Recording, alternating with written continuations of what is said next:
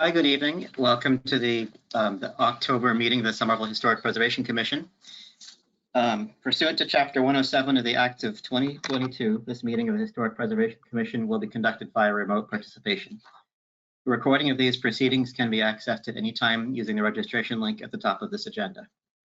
And with that, it is 6:50 p.m. I'd like to call this meeting to order. It's customary we introduce ourselves to everybody, so I'll start off with Vice Chair Kelly. Hi, I'm Robin Kelly. I'm the Realtor representative on the commission, and I'm also a historic homeowner in Union Square. Mr. Bauer. I'm Dick Bauer. I'm an attorney. I was trained as a city planner and I live in Spring Hill. Mr. Falvey. Hi, I'm Ryan Falvey, and I am a resident of Ward 2.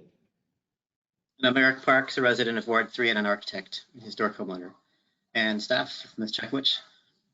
Hi, I'm Wendy Checkwitz. I am a preservation planner and planner with the Preservation Planning and Zoning Division. And Ms. White. And I am Sarah White. I'm a senior zoning planner and senior preservation planner with the Preservation Planning and Zoning Division. Planning, Preservation and Zoning Division. Okay, thanks. And before we start off with our cases, we had a couple of little housekeeping things we wanted to just get out there. I think Vice Chair Kelly had something she wanted to say first. Yes, so I have a notice to share. I am a licensed real estate salesperson affiliated with Coldwell Banker Realty in Cambridge and am a member of the Team Real Estate Advisors LLC. Ron Cavallo, who often shares commentary during our meetings, is a client of Coldwell Banker Realty and my fellow LLC member, Travers Peterson. I have not and do not work with Ron Cavallo. I'm not his designated agent and have no fiduciary duty to him. Any commission Mr. Cavallo has or would pay for realty services provided by Travers Peterson are paid to Coldwell Banker Realty as the broker. I believe I can be fair and objective in listening to and weighing Ron Cavallo's comments on matters that come before the Historic Preservation Commission. I have filed a disclosure of appearance of conflict of interest as required by GLC 268A, section 23B3 with Mayor Ballantyne's office. A copy of the disclosure may be requested from the office of the mayor. Thank you. And there's also one other little hiccup we'll have to go through tonight. Ms. White, maybe you could fill people in quickly about what will happen at some point during the meeting. Thank you, Mr. Chairman. Through you, yes, at some point during this meeting, the HPC will have to go into recess for roughly about 10 to 15 minutes. This is due to another meeting that is going on that unfortunately needs to use the same link to close out their own meeting. When that happens, what might occur is that it might log out those of you who have been logged into the meeting. If that does happen, then you will just need to log back into the meeting again. So we'll let you know when that is about to happen as soon as we do. So, but our goal is to be able to get through, as much as possible of this meeting before that needs to happen. Thank you, Mr. Chairman. Thank you. Thanks. And then with that, let's just head right off into our agenda. And the first thing is alterations to local historic district properties. We have one case in that category, which is 50 Bow Street, HPC.ALT 2022.51, 50 Bow Street. The applicant is Rob Lavelle, sorry if I've messed your name up. Owner is Urbanica 50 Condominium Trust. And the applicant seeks a certificate of appropriateness to alter an LHT property by removing and rebuilding 2 chimneys. Do we have an applicant here tonight? If the applicant is present, could you please raise your hand, or anyone representing the applicant team? In the meantime, Mr. Chairman, if I may through you, having spoken with the applicant team, we did receive replies that we can proceed with this application at staff level. So if they are not here, they are aware and in agreement that this can be done at staff level because they are rebuilding their chimneys as they were last approved by the Historic Preservation Commission in 2003. So it can be continued while we get a withdrawal form from them. Okay, so it's remove and replace in kind, basically. Correct. Okay. So that's fine. Has anybody chimed in before we do that? No one has raised their hand. I do not believe they are here, likely because under the Okay. understanding that they will be doing at staff level.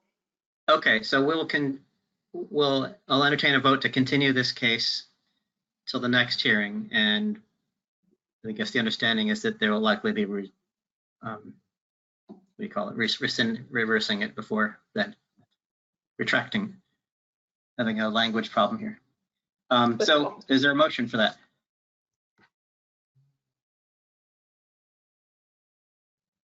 So moved. Okay, I'm having trouble hearing. Was there a second? I seconded it. Somebody else may Okay. have also. Yep, so moved by Vice Chair Kelly, seconded by Mr. Bauer. All in favor? Say aye. Aye. Aye. Opposed? And we'll do a quick roll call. Vice Chair Kelly, Yes. Mr. Bauer, Yes, Mr. Falvey, Yes. and I vote yes as well. So that's 4-0. Thank you. And the next case on our agenda, we're moving up to determinations of historic significance, which is the first step in the demolition review process. And a quick summary for anybody who's here for these various cases, the demolition review process is a two-step process where we first vote on significance for a building to see if it has historic significance. All the other aspects of the existing conditions notwithstanding, it's just sort of like, does this building in its own right have significance? If we vote no, then they're free to demolish. If we vote yes, then it goes to a public hearing held the next meeting. And at that point, we assess what we call the preferably preserved status, which it's more of a weighing the conditions, the circumstances around the property, and it's determining whether this property ought to be preserved, whether it is preferably preserved, hence the name. So these three cases that we have following are at the first step of that process. And the first is HPC.DMO 2022.28, which is 234 Willow Avenue. Applicant is Joseph Federa. The owner is Joseph and Milani Federa. The applicant seeks to demolish an accessory structure constructed a minimum of 75 years ago, that being the garage, I believe. Do we have an applicant here tonight?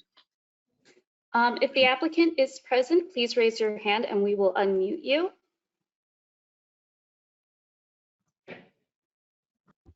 All right.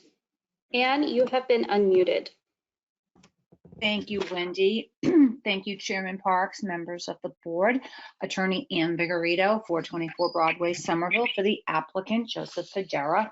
I am joined by the applicant and owner, Joseph Federa, this evening, as well as Dan Bernardi, the engineer who did some viewing of the site.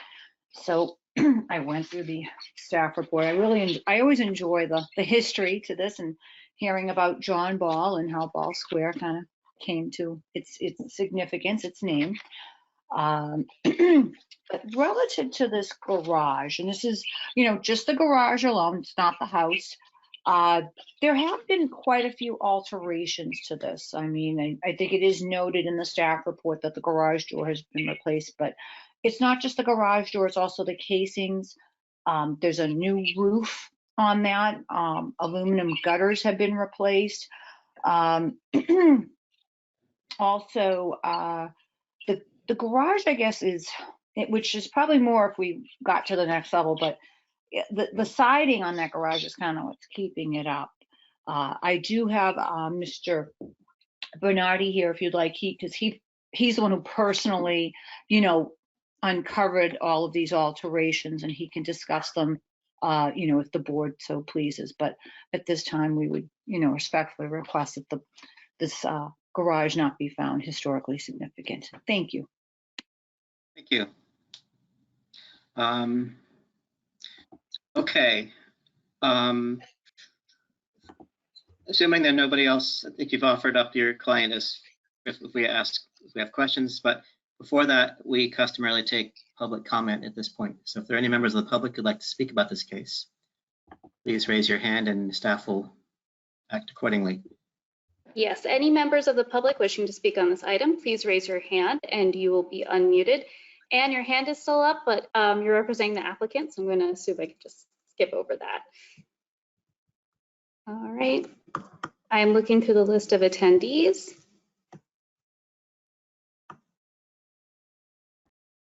All right, and as we continue, as a reminder to all attendees who'd like to speak on any items, you must keep your comments relevant to the subject matter being discussed.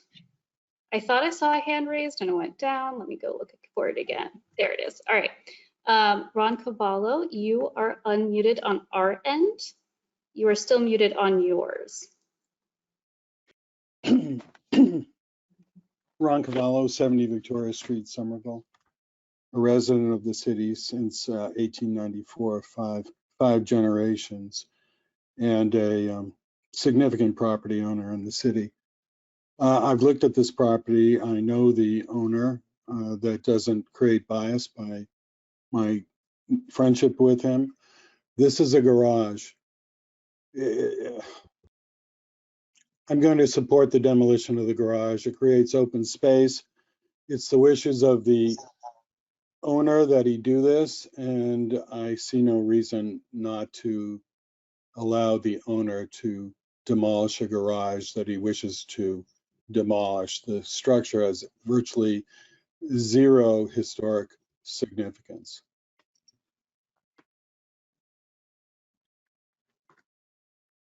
Okay, thank you, Mr. Cavallo. Are there any other members of the public who'd like to speak? Any other members of the public wishing to speak on this item, please raise your hand and you will be unmuted. All right.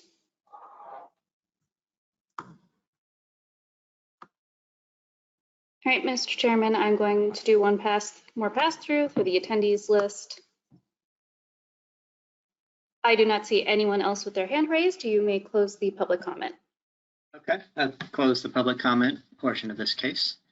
And take this up with the commission here. Who has any initial thoughts on this? I'll share my thoughts. While you know that I am loath to let go of any in particular wood framed outbuildings, this is not a great example of an older wood framed garage. The hip roof is sweet. The windows on the side are charming, but they're not visible from the public way. But the main view to the garage, it just shows the off-kilter the garage door opening. It's not centered. It's a little askew. It doesn't have much detail. It has been altered. So that while its original form and massing is there, it's not a great example of anything. And so I don't feel that it would be a loss for the city if this were to come down. Thanks. Anybody else? Just say that my thoughts are similar.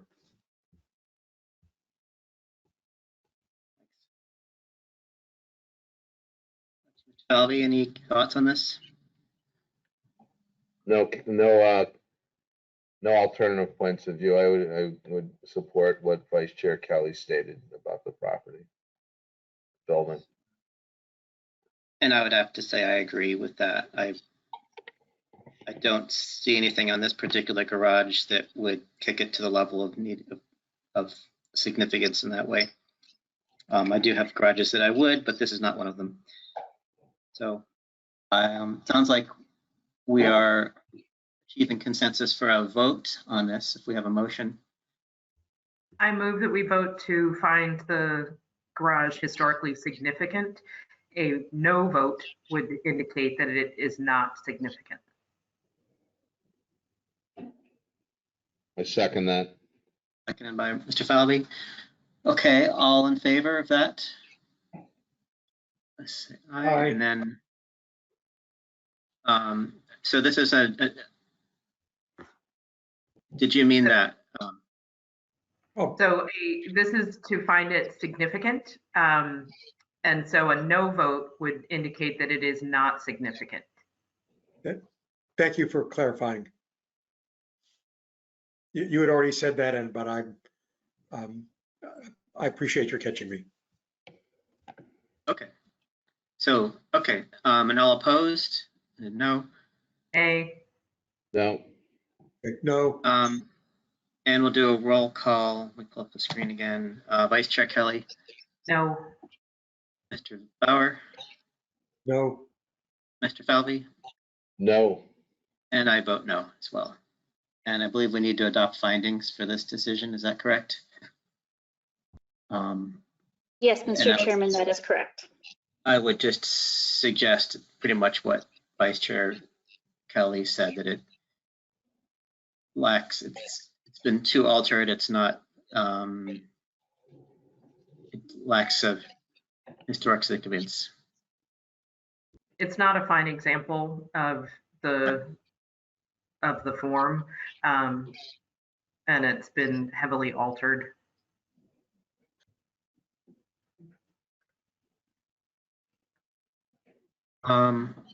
Anyone have Okay. anything else? Otherwise, I would move that we vote to adopt those findings. second, Okay, all in favor of the motion put forward by Vice Chair Kelly? Say aye. Aye. aye, Opposed? And I'll do a roll call. Vice Chair Kelly, Yes. Mr. Bauer, yes, Mr. Falvey, yes. and I'll vote yes. So, thank you, applicants. And with that, we will move on to the next case, which is HPC.DMO 2022.35. And the address is 635 Somerville Avenue. The applicant is Mai Luo. The owner is 635 Somerville Ave LLC. The applicant seeks to demolish a principal structure constructed a minimum of 75 years ago. Do we have a member of the applicant team here? May Luo, and I apologize if I pronounced your name wrong. You have been unmuted. If there's anyone else from your team who would like to be unmuted, if they could just raise their hands. Yes, we do. Evan? All right, Is it- Evan is unmuted. Hi, everybody. How are you? Can you hear me? Yeah, Yes. How Okay. about giving us a quick, anything you want to say? Sure. Evan Selman, Calsta Design, 17 Ivory Street, and a new resident of Ward 3, which I'm excited about. First, I'd like to thank you for hearing us tonight. We're looking at the structure at 635 Somerville Avenue. This is on the corner of Somerville Avenue and Belmont Street, across from Forge Bakery. It's a pretty nondescript 3-story triple-decker. Over the years, it's been reclad. It currently has some vinyl siding and some replacement windows. And there's also sort of an awkward rooftop addition that doesn't really encapsulate any of the massing below it at the right side of the structure. We are seeking to demolish this to make room for a new development project that we're working on, and we would appreciate your comments. Thank you. Is there anybody else from your group who want to speak, or should we move to the public comment? I believe we can move to public comment now. Okay, so any members of the public who'd like to speak, please raise your hand and staff will take care of the logistics. All right. Ron Cavallo, you are unmuted on our end. Can you hear me? Yes. Okay, Ron Cavallo, 70 Victoria Street, Somerville.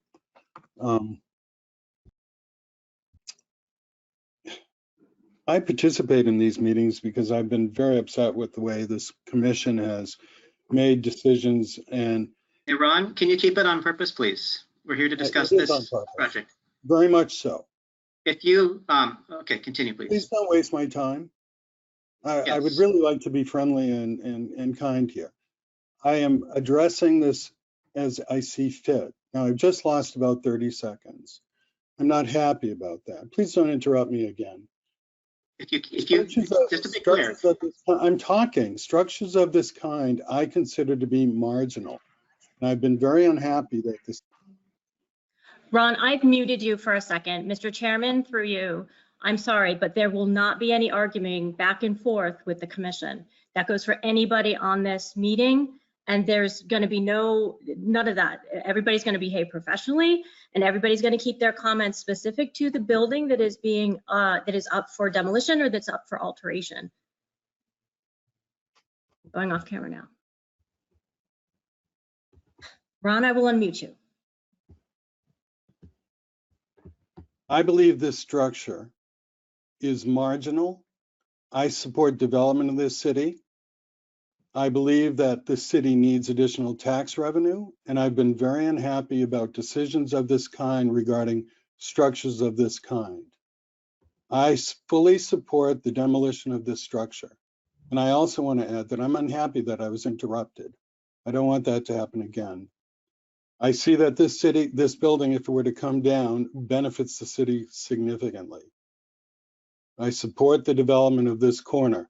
This is not an attractive building. There's the option here to do good and benefit the city, or leave a structure that I consider to be unattractive, obsolete, and of little value historically or architecturally to the city of Somerville.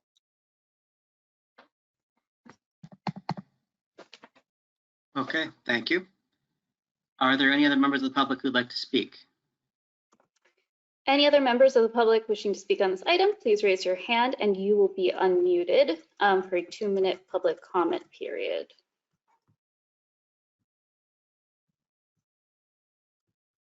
All right, just going through the list.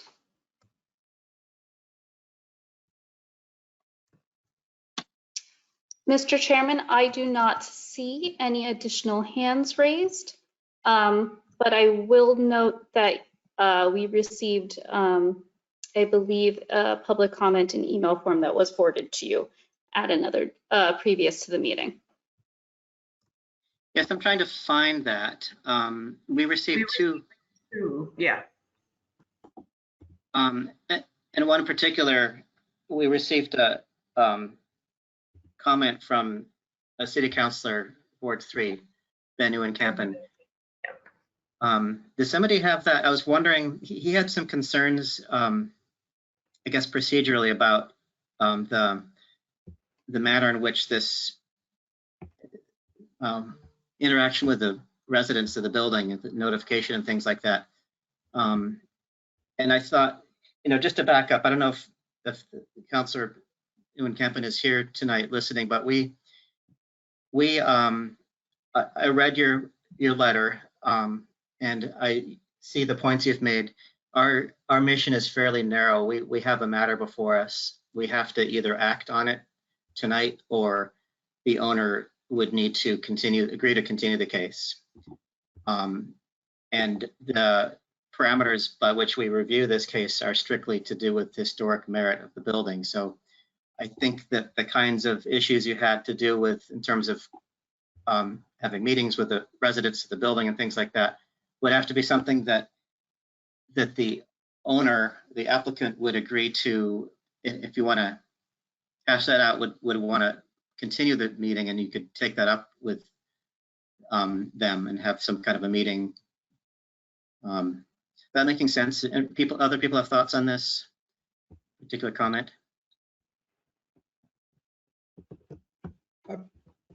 So I share those thoughts and concerns. While I,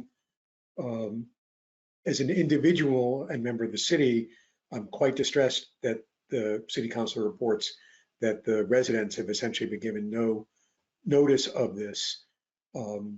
We have their timelines in the ordinance that we have to act on, and they're focused on the, as you said, Chair Parks, whether the building is historically significant. But I do hope that the owner will provide more opportunities for the residents to weigh in on this project. Thank you. Actually asking the applicant, do you know what I'm talking about? Have you had a communication with city councilor about this? Do you know about this comment that he wrote to us? were you forwarded? Yes, this is Evan Stillman from Calsa Design. We did meet with Ben Ewan-Campen, I believe it was last Tuesday, to discuss the project in general. The owner has also met with a few tenants in the structure, and he is planning on meeting with all of the tenants this coming Saturday. Okay. Mr. Chairman, through you, I would recommend, based on some of the issues with the link and the other public meeting happening, that we might want to continue forward, especially because the vote cannot be based on the issues brought up by the counselor. Yeah, that's fine. I just wanted to bring that up.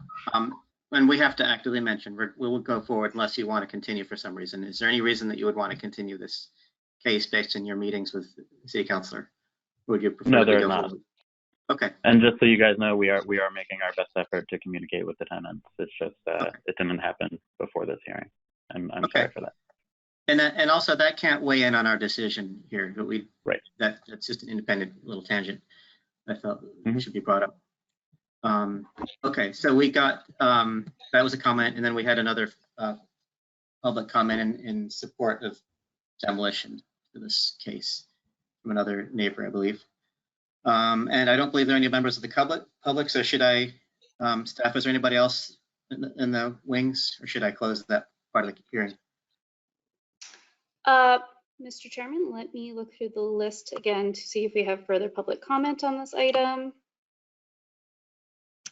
I do not see any other hands raised from the public. You may close the public comment period. Thank you. I close the public comment portion of this hearing and take it up as a commission. Anybody have initial thoughts on this?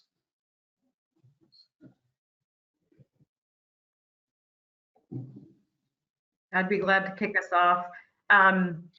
So this building, its location at the corner and it's, the neighboring properties around it, it doesn't have any particular contribution to a grouping or rhythm on the street.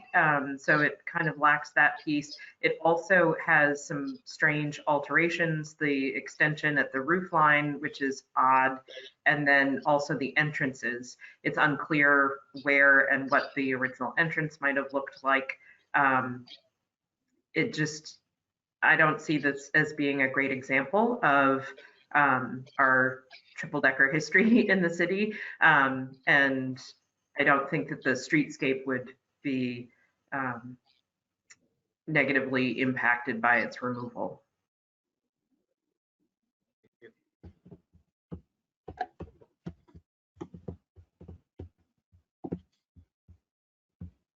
Yeah, I agree with Vice Chair Kelly's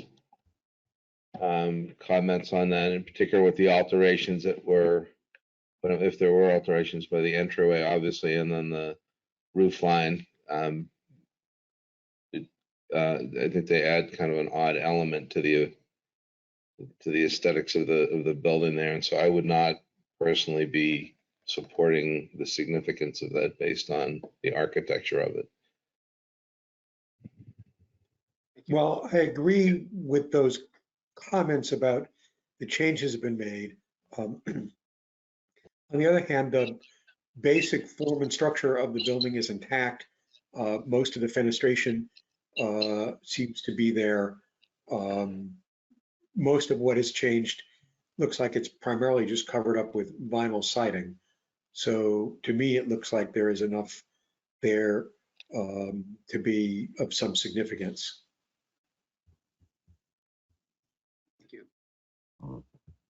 I'm looking at a picture from the right, the Union Square direction, and it looks like there was an addition tacked onto the back in a very sort of clumsy way with the roof line. I'd say I'm leaning more in the direction of Vice Chair Kelly and Mr. Falvey, that I don't really see this as a particularly good example of a triple decker in that it's been modified a lot. I get your comment, Mr. Bauer, about the form of the parts that remain, that has the bay, has some windows, some of the rhythm. It's not part of a grouping of these. As you know, I'm fond of these when they happen,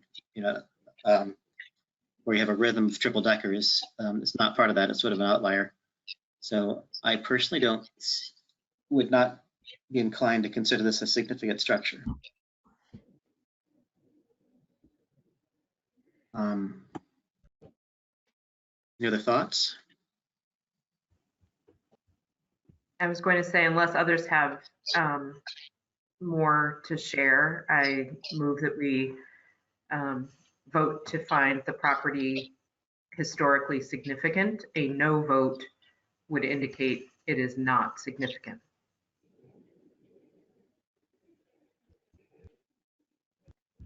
Do I have a second? I second the motion.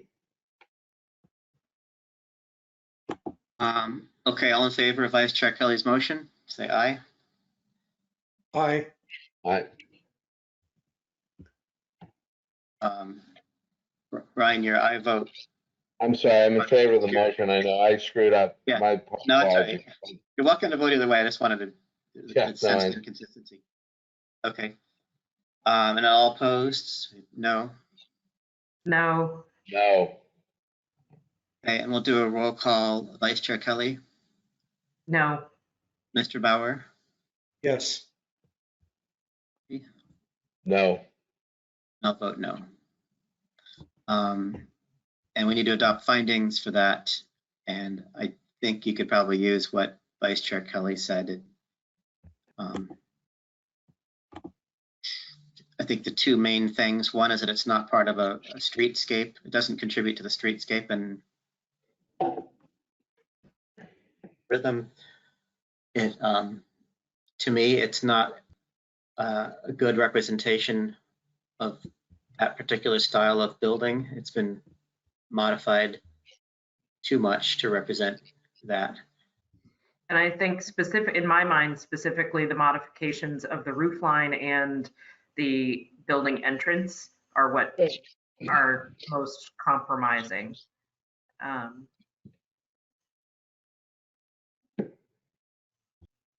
If there are not any other thoughts, I move that we vote to accept those findings.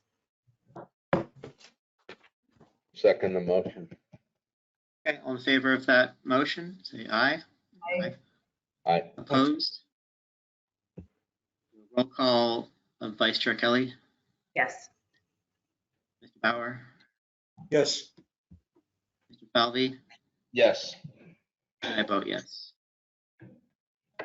And I think that's it. Thank you, folks, for bringing your project to us. Thank you. The next case is another determination of historic significance, and it's HPC.DMO 2022.29, which is 76 Curtis Street. The applicant is Anthony Sedatakis. The owner is the same as the applicant. And the proposal is the applicant seeks to demolish both a principal and accessory structure constructed a minimum of 75 years ago. We have an applicant here tonight. Anyone with the applicant team, please raise your hand and you will be unmuted. I just apologize for this pronunciation starting out. Yael Getz-Schoen, you have been unmuted. And I don't see anyone else with their hand raised. If there's anyone else from your team that needs to be unmuted, please let us know. Yael, you are still muted on your side though. Can you hear me now? Yes. Yes. Okay. Thank you for hearing our case. The owner is actually on the meeting on the phone, and he's texting me, but he somehow can't raise his hand. He doesn't know how to comment. I'm the architect, so he's here. He's hearing you. If needed, I assume he will text me, and I will say what he needs to say. So he had the owner. Folks, I'm sorry, everyone, and yeah, I apologize for having to step in like this, but I've just gotten the indication from my colleagues that the other board needs to go back in to close off their meeting. That's why I need to do this interruption. So, Mr. Chairman, I recommend that you go into recess for, I would say 10 minutes. And what this will do, unfortunately, is this will possibly kick folks out of the meeting. In 10 minutes, you'll have to come, you'll be able to come back and log in again. Okay, do you need me Very to sorry. do anything? Do we have to vote on that, Yes, or is you it need just? Yes, you need to indicate that it's in recess and just take a quick vote on it, please. You're going to I go into move that recess we for 10 recess for minutes, 10 minutes. starting. I'm I sorry? second. I said I move that we recess for 10 minutes. I second. Okay, all in favor? Say aye. Aye. Opposed? Vice Chair Kelly, Yes. Mr. Bauer, Yes. Mr. Falvey, Yes. and I'll vote yes. So we'll see you in 10 minutes. At All right, and I 7:35. will make a note that it's 7:25, and so we will be back at 7:35. Thank you all. Thank you.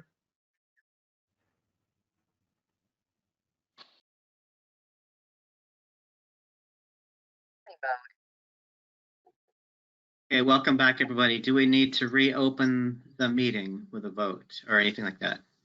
Mr. Chairman, this is Sarah speaking. Yes, you do need to state that you are back from a recess and state the time. And please do a roll call again, just to be safe. Okay, just to be so sure. So it's 7:35. We're at the meeting of the October meeting of Somerville Historic Preservation Commission. We are restarting the meeting, which has already been in progress. So this is not a new meeting. And we'll take a vote to start the meeting again, starting Vice Chair Kelly. Oh, wait, do we need a motion? Let's get a motion. So if we didn't I hear move you. that we restart the meeting. Second. Second. Okay, all in favor of restarting the meeting? Vice Chair Kelly? Yes. Yeah. Yep. Mr. Bauer? Yes. Mr. Falvey? Yes. And I vote yes. So we're up and running. And we cut off, I apologize to the applicant for, I think it was for 76 Curtis Street. You were just beginning to tell us about your project when we cut you off. So let's resume. Are you here still? I'm here. Can you hear me? Yes. Okay. So like I said, the owner is on the phone, but he doesn't have a way to connect somehow. He doesn't know how to raise the hand, or he can't connect. So I'm speaking on his behalf, but he hears you. So he owns 76 and 80 Curtis, both lots. And he has a vision for something he wants to do on those lots that includes keeping 80 Curtis and renovating it, but hopefully taking down 76. So our first step, exploring, the vision is checking with you, about 76 Curtis to understand, can we take it down? What is the process? Is it significant or not?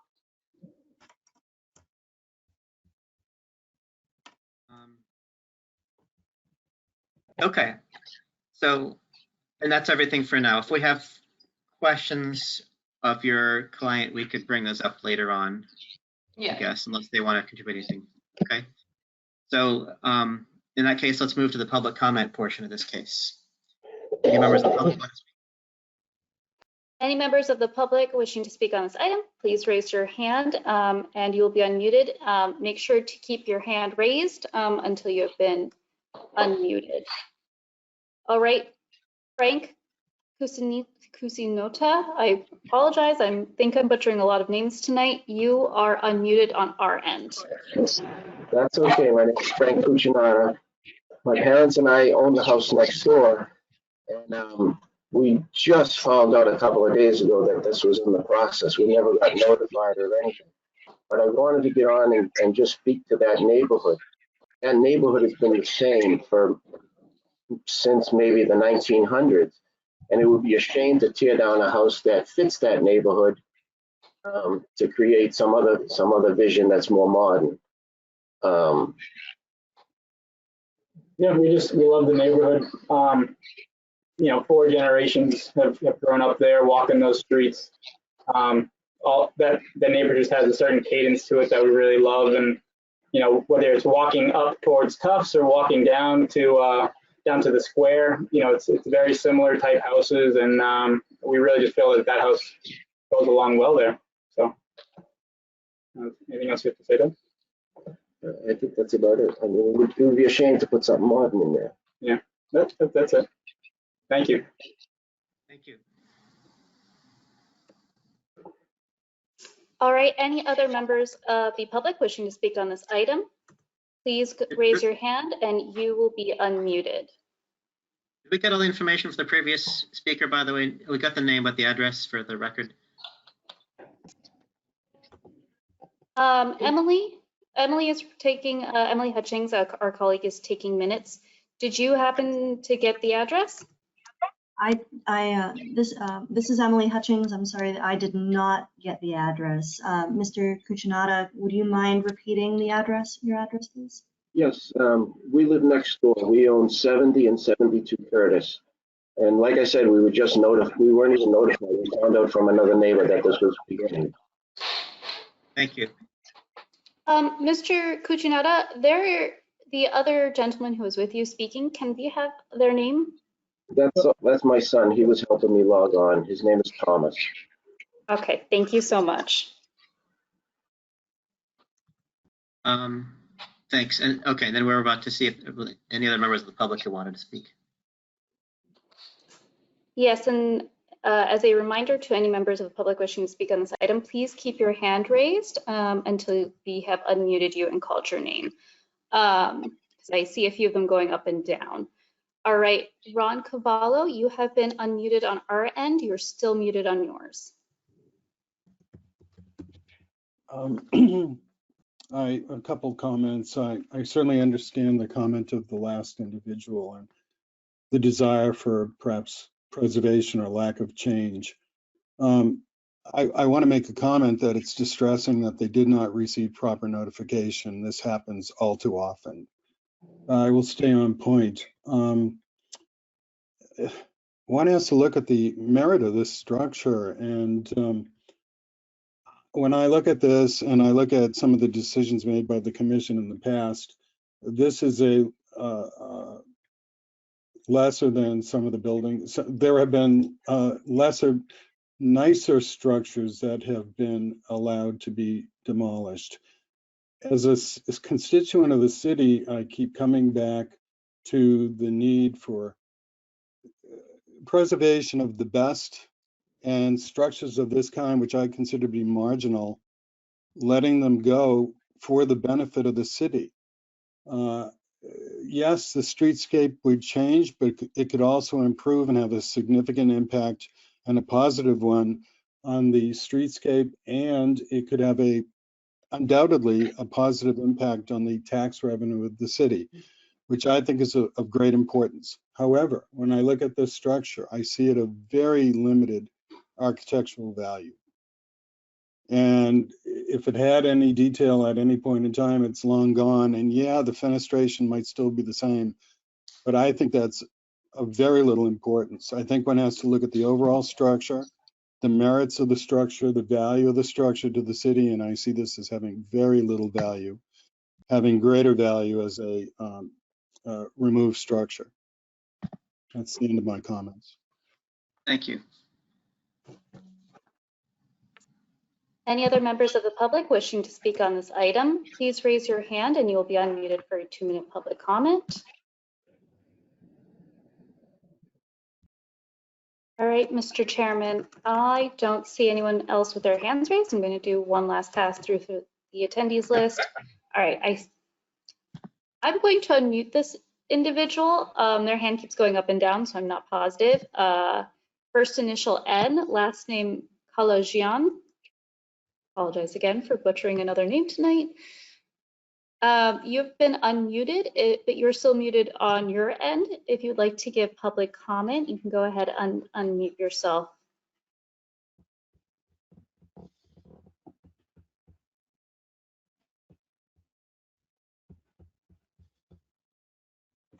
You are unmuted. You were unmuted on your end for a second.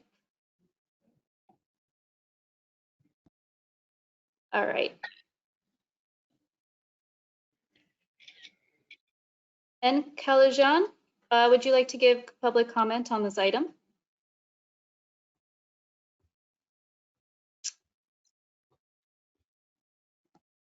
All right, we do not hear you. So we are going to get, if you would like to speak, please let us know. If not, we're going to go ahead and mute you and end the public comment.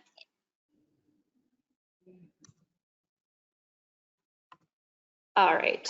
Their hand is raised. Kalajan, please speak if you'd like to give public comment. All right, they have muted themselves. I am going to go ahead and mute them as well. I think there might be a technical issue. Mr. Chairman, if you would like to close the public comment, you can, because there's some sort of technical issue with this individual. Okay, I will close the public comment portion of this hearing for this case.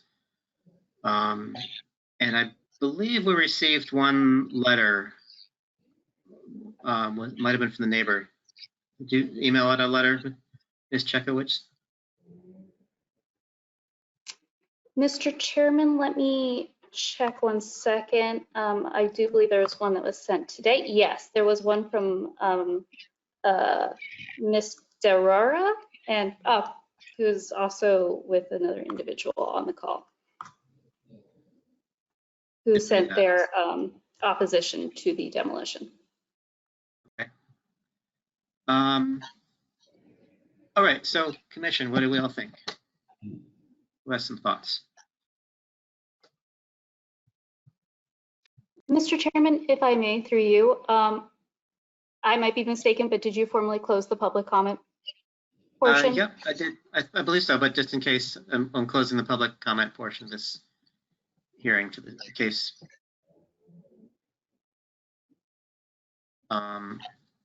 And anybody in the commission want to weigh in?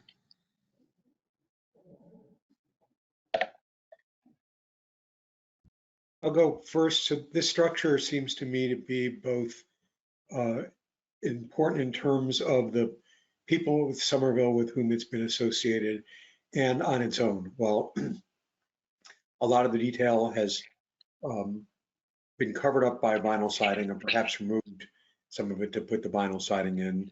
The massing is there, the fenestration is there.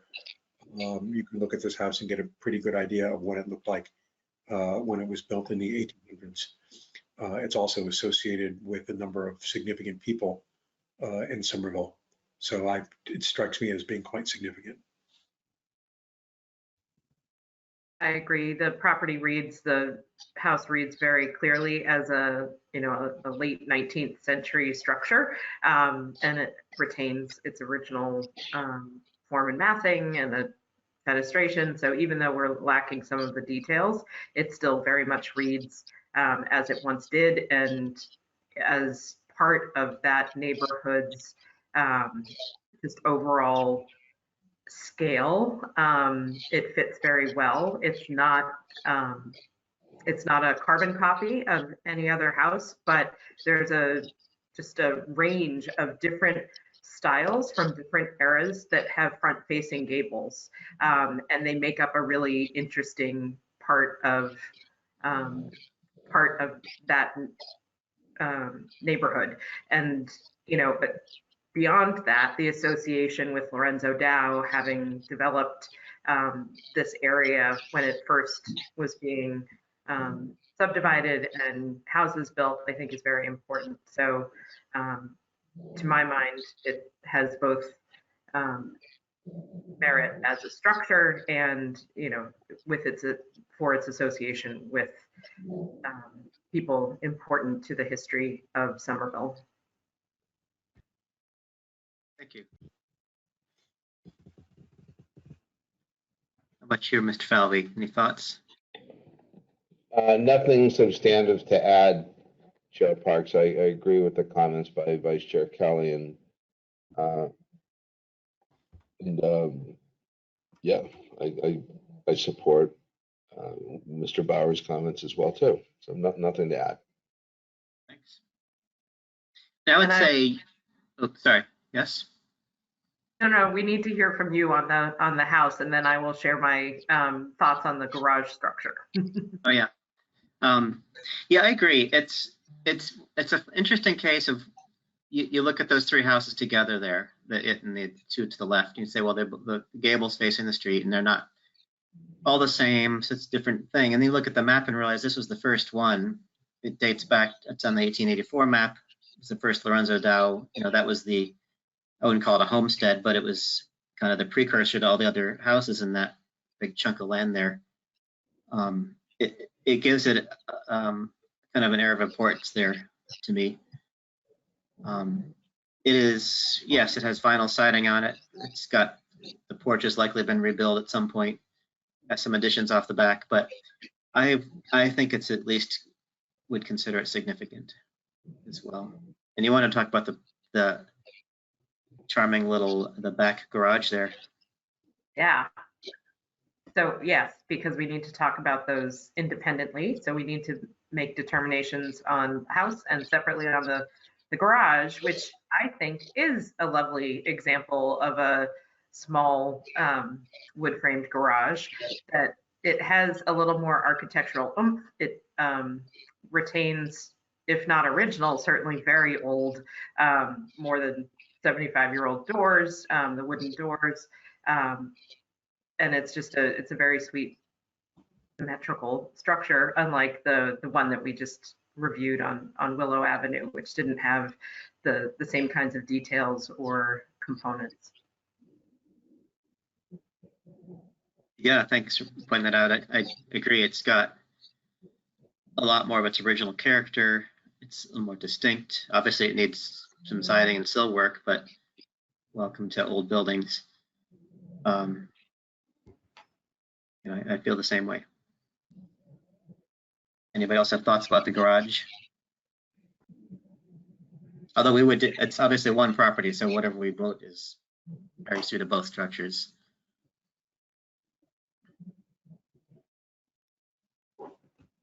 It's one vote, is that correct? For both? Yeah, we're just checking with two separate buildings, but it is really one case, one vote. Yeah, I agree with the comments. We need to make determination on each individually. We do? I thought it was just so one. So we could decide that the house is significant, but the garage is not, or the garage is significant, but the house is not. So is that correct, staff? Thank you, ladies. Yes.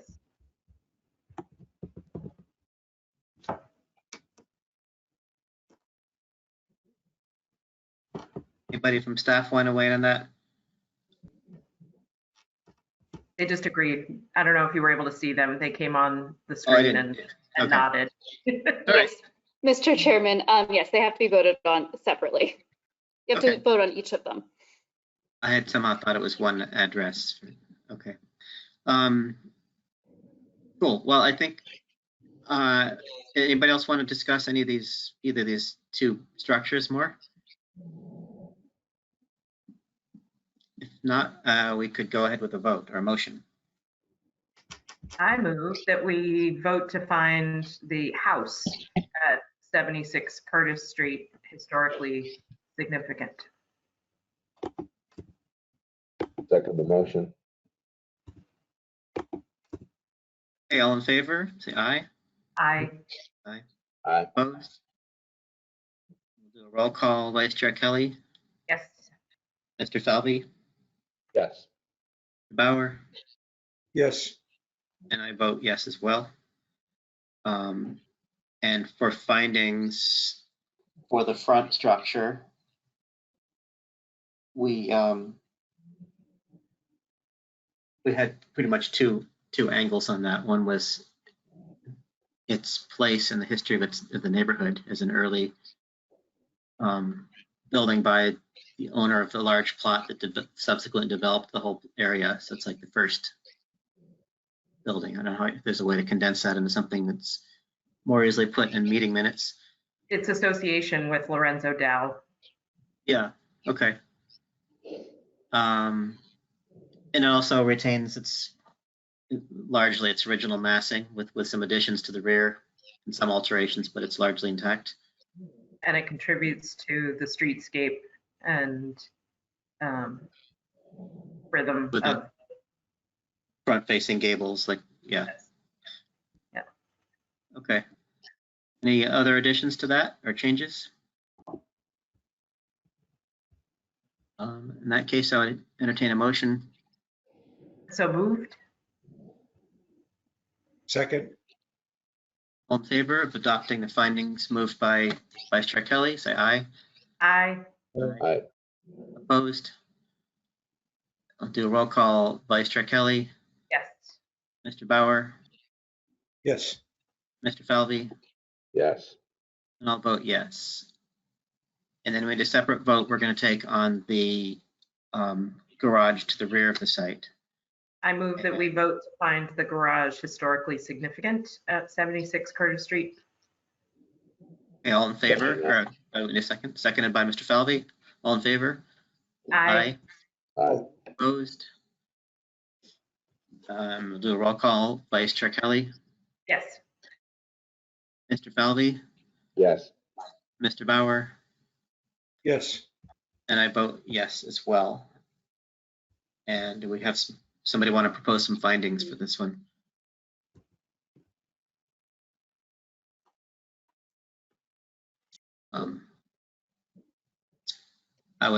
It's very intact, a good example of a wood framed garage structure from its time period. Has all of its architectural integrity still. And retains original or near original doors, wooden doors.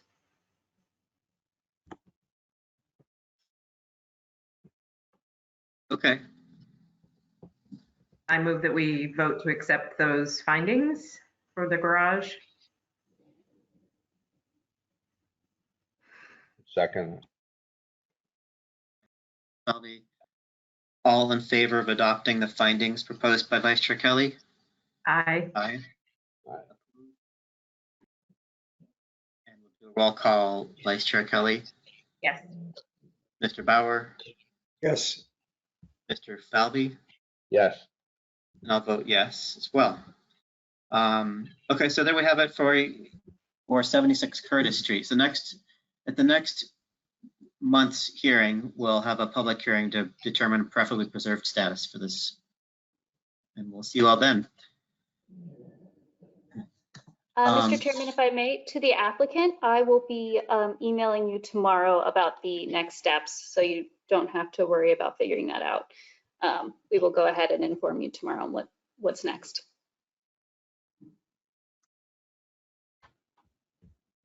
Okay, in the last case we have on our agenda for tonight, we're moving to determinations of preferably preserved status. And we have one which is HPC DMO 2022.23, 12 Woodbine Street. The applicant is North America Development LLC. The owner is 12 Woodbine LLC. And the applicant seeks to demolish a principal structure constructed a minimum of 75 years ago. Do we have someone here from the applicant's team? Yes, Mr. Chairman. Ann Vigorito, you are unmuted. Is there anyone else from your team that should be unmuted for this item? Yes, Carmine Gucciarino, he's our structural engineer. Also, Jason Santana, who's one of the principals of the applicant. He may not need to speak, but they are part of the team. So thank you, I'd appreciate that. Once again, Ann Vigorito. So sorry to interrupt you. What was the first name you said? Oh, Carmine Gucciarino. I don't believe I see them on the attendee list. I see Jason Santana, but not the other individual. Oh, he told me he's on. I wonder if he's using a different computer or it would have a different name on it. Yeah, he's telling me he's on.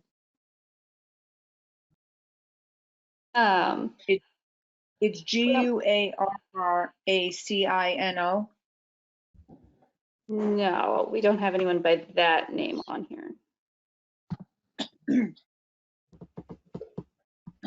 He's saying he's on. He can hear us. Carmine, can you raise your hand? He says he's on the call. Oh, he called in. He didn't log into the computer. Oh, okay. My recommendation would be to proceed, and then maybe he can find a way to get a hold of you separately. Oh, you can't use the call-in number? I don't see anyone with that name who could speak on this item, is the issue. If he can speak, that's one thing, but I don't see anyone with the name. So my recommendation is in the meantime to continue the item. Well, not continue to a different meeting, but continue in the discussion. Okay, yeah, I mean, he's saying he can hear everyone, so that's what's So- kind of concerning to me. Is it possible to unmute somebody based on a phone number, even if we don't have a name? The issue is that we don't see anyone by that name or someone with a phone number. The only person who looks to be, who have called in was someone with like the individual from a previous item with the first name that just has the letter N. And that's the only individual that I see that called in. He's telling me, well, he can hear me. So Carmine, can you please just try to log in on a computer or off of your, if you have an iPhone, you can, do it that way. All he has to do is press the link. But I will begin. I don't want to hold up for that. So that being said, we did go through the staff report, and as you know, we were found significant back in June. And this is a project that had started demo. They had applied for a building permit, and this particular development team does quite a bit of work in the area. They don't generally do a ton of having to, do a lot of demo. So when they got their building permit, they presumed they were okay. But when they did get the notification, they did stop work. I did see some sort of note in the updated staff report that there was a second stop work order, and there wasn't. The applicant received a letter, a violation letter from Al Bargout. He's a senior building inspector, and I had a conversation with him to explain what was going on, and he understood that we were here. I mean, there has not been work that occurred after the initial stop work orders. I just wanted to have that clarity, and I did clarify that with the applicant as well. That being said, jumping ahead to significance or preferably preserved itself, that's why the applicant did ask Mr. Gugerino to come out to the site, because there had been some demo work, and their thought process was that the demo work did not, really affect the structure, the quality of the structure, let's just say. Mr.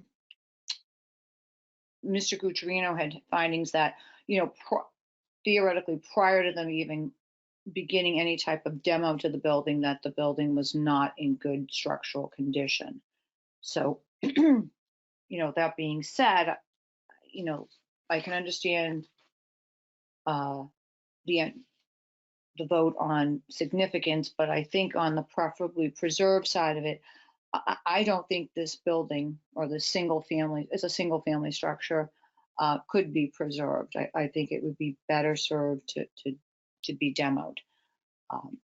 At this time, I don't know, and I'm going to check to see if Carmine is on, because I would rather him speak to his report, as he's the author. He does have a background in working with many historical buildings. He does quite a bit of work in Somerville, so he's very familiar with, with the buildings and the homes in the area.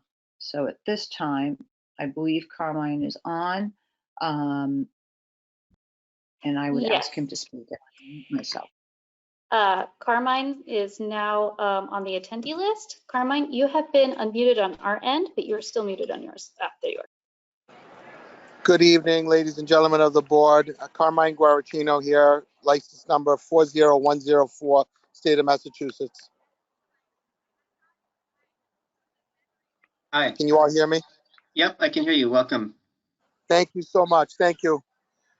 So upon receiving a phone call from North America Development and going into the home, I was immediately skeptical about the integrity of the house.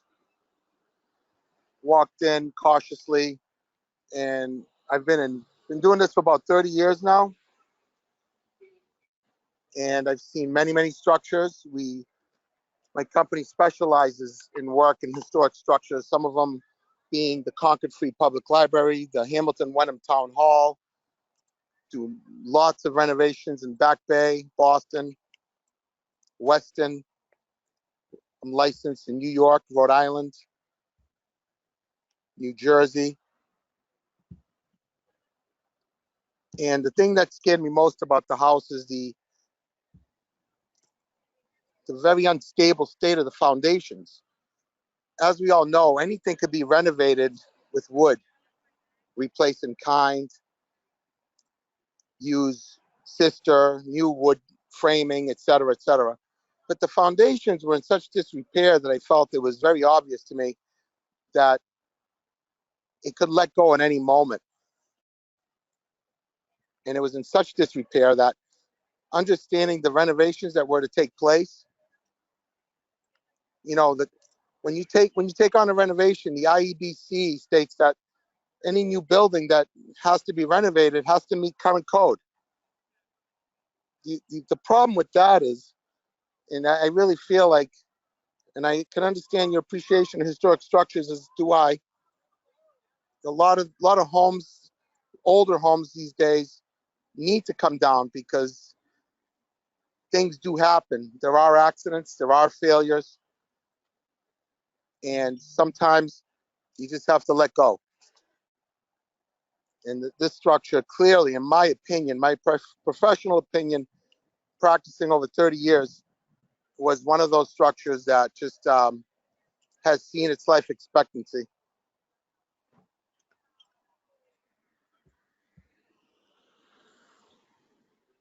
Okay, thank you. Is anything else? Are you wrapped up? Yeah, I mean, if you guys have any questions, I would love to answer them. So, excuse me, I do. So, Mr. Guarantino, what would it take to make the foundation secure enough? Take it down. When mortar and stone are deteriorated beyond repair, you have to just take it down. I mean, you have to remove it and just replace it. You put a new foundation under it, basically. Correct. So, has the stone deteriorated or only the mortar? Just the mortar, which is holding the stone. Stone doesn't really deteriorate. Unlike brick will deteriorate over time. The lime mortar, as you know, lime mortar will leach lime moisture. You know, they didn't use waterproofing back in those days. So if this were a house, this is the question that always comes up with, if this were a client that said, I bought this house, I want to, gut renovate it, but not reconfigure it to a level 3 or something that would require 50% or greater reconfigured space, what would you tell them to do? Sell it. Sorry? But no, I mean, in all honesty, I mean, you would have to really look into replacing the foundations. And that's pretty hard. Even not if an code easy didn't, thing to do. even if code didn't, if you weren't doing enough of a renovation, it's sort of a rhetorical question because this comes up sometimes as an architect when you have someone who doesn't have a financial interest in ripping a place down and rebuilding it is, there's, it's a little bit squishier than that. If somebody said, I want to keep this house and redo the bathroom, and since we're not renovating it to the level that code would require to comply with current code, there are other paths there.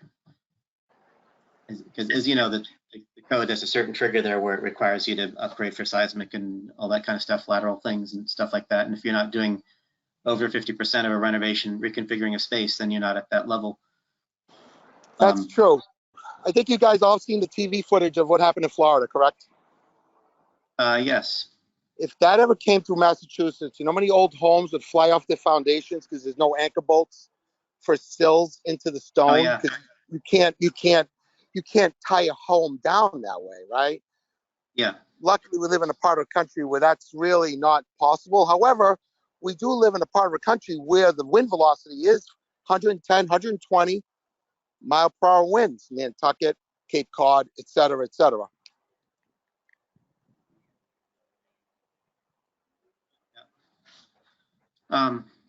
Okay. Moving along, does anybody else have any questions? Well, actually, no, we're sort of, we're going out of order here. So we have the applicant is making their presentation, after which we'll be taking public comments. And after that, we as a commission will be re-engaging with you with questions and things like that. So if you could hang out. Does anybody else from your group want to speak? No, at this time, we're complete. Okay, thank you. If that's the case, then I'd like to open this case up for public comment. If I could, Chairman Parks, before that. Oh, sure. Yep. I had some questions about the demolition that was already started. So Attorney Vigorito said that after the stop work order, there was not further demolition, but my understanding from staff is that that is not true and that there was additional demolition that took place even after the stop work order. Could we get some clarification about that?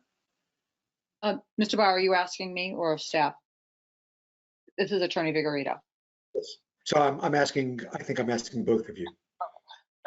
All right, so I'll proceed. I don't want to overspeak anyone, but when the stop work order occurred, the applicant stopped working, immediately applied to the HPC for demo, as they were told to do.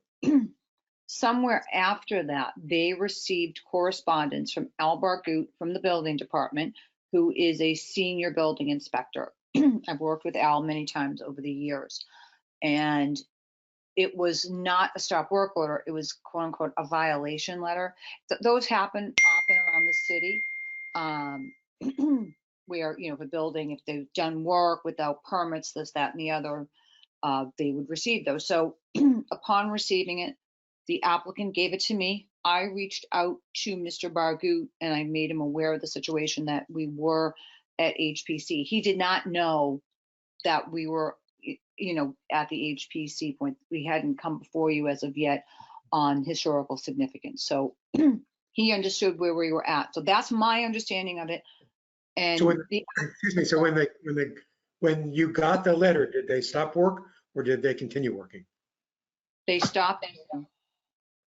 My client has indicated that they stopped working. Okay, thanks. Can I ask staff about that? Am I misunderstanding the report? Mr. Chairman, through you. So look, Ann and I have worked together for a long time. And so whatever I know that whatever Ann says, whatever I say, this is just our information that we have. So mine might be different, but that's not, you know, that's by no means meant in any sort of disparaging way to Ann, and Ann, I know you know that. So my information from ISD is different, slightly different, that, you know, they were told or received a violation or were told to stop the demolition on the building, but then after that, information was, or after that, you know, advice was given by ISD, we heard from abutters who provided us with evidence of the roof coming down and portions of I think it's portions of the sides of the building going down. I can't see the pictures in my head right off the top of my head that are in the report. So that's my understanding. One way or the other, irrespective of whether it is my understanding from ISD or Ann's understanding from ISD, excuse me, Attorney Vigorito, I apologize. Irrespective of that, we have a situation where we have a demolition in progress, and does this building, whether it's partially demolished or not partially demolished, is it meritorious of being preferably preserved or not, had it not been touched? So almost like how we got here is almost irrelevant, but just giving you, you know, the info. Okay, thank you for clarifying. But in my opinion, it's not irrelevant because why was there any demolition done before it had come to us? Yeah, that I don't know. I don't know if it's because, For somebody to say, oh, we have to apply to historic preservation. Why was any demolition work done? I think that is a larger question. Okay. You know, I don't know if, I'm sorry, Mr. Chairman, through you. Could you tell us about what happened? I'm sorry, Mr. Bauer, who are you speaking with? To Attorney Vigorito.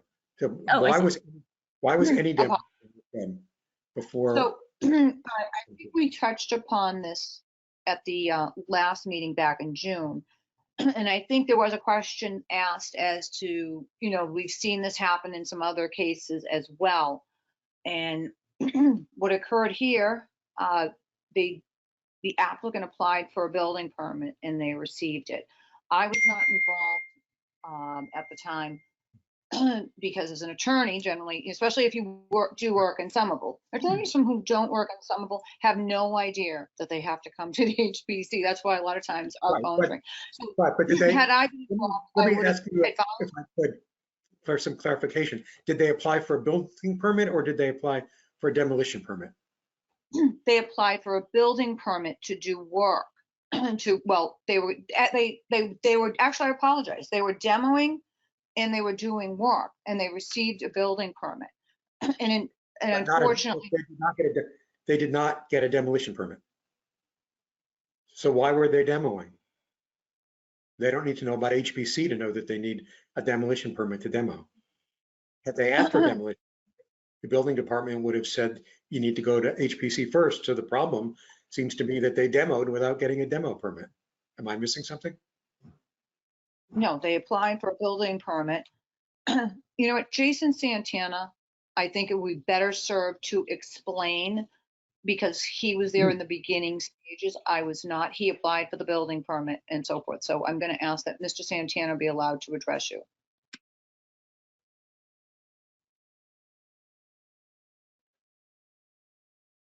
Jason Hello. Santana, you are. Can you hear me? I don't know. Yes. Yes. Hi, my name is Jason Santana with North America Development, and I am the construction supervisor who applied for all the permits. The process that we took, and we have submitted that everything to the building department. This is a big remodeling job, and we expand a full set of plans with architects, engineers, foundations engineers, civil engineers, everything that required by the building department. On our application, it shows everything that we plan to do with the house. That being said, we got approved a building permit with the set of plans, and we can provide all the documentation. We have everything on our file, and also submit everything to the city. So when we provide for this building permit, had a full set of plans with the extent we're not initially, we didn't, not taking the whole house down. Some walls are going to stand up. So when we apply everything, we got approved, and that's when we start working. And just to clarify with the board, we also have had many inspections during that process because we did foundation, and since we're not taking the whole house down, we did demolition partially. And I've been doing work in Somerville for 10 years. I have never not done, if I got a stop work order, I stop immediately. You can call L, the building senior inspector and everything. Once they told us to stop because there was a problem with historical, we stopped. The problem is we did get a full building permits, and we did in foundation inspections when the house was already partially demolished. We have footing inspection, foundation inspection, waterproof inspections. So it was a confusion to us while mid the process, we got that stop working order. And that's when I personally call Al and everybody at the building department, because those are the people that we deal on a daily basis. I actually call an inspector who told me I could continue work. And then that's why we continue work. When we got a stop working order, we stop immediately. There's nobody that can prove that differently because we didn't. Why were you doing demolition without a demolition permit? On the building application, so when we build something, we need to demolish. We didn't have a full, the application did not show a full demolition of the house, and that's not intended since the beginning. It's partially demolition, but that's embedded into the building permit. the first, even on the building permit card, it has a sign off for demolition, with each partially. So you're, as far as I know, and Sarah can, Mr. White can correct me if I'm wrong, you can only get a separate demolition permit if you're demolishing the entire structure, and which is not the case. I have all the projects that we have that we're doing interior remodeling or even demolishing partially the house. You don't get a separate demolition permit. You get everything within the building permit.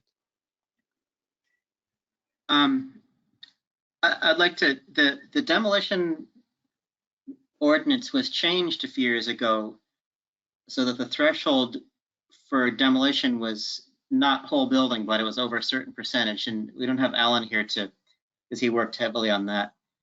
Does staff But I remember can tell what you, that- Mr. Chairman. Sure.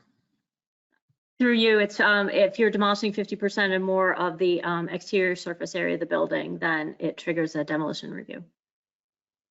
Okay, because I'm looking at the drawings that were uploaded, that the permit drawings that were stamped by the architect, Anderson Porter Design, and engineered by also with structural engineer stamped drawings. And those do show basically the envelopment of some portion of the original house within a much bigger structure, essentially getting rid of it, but you know, the trick where you keep some walls and kind of cover it and stuff. And incidentally, it also shows retaining the existing foundation. So the engineer who worked in this set seemed comfortable with keeping that foundation, just FYI. Partially. Partially. Yeah, well, the foundation, I'm just looking at your drawing S100, and it shows with some new pier footings and stuff like that.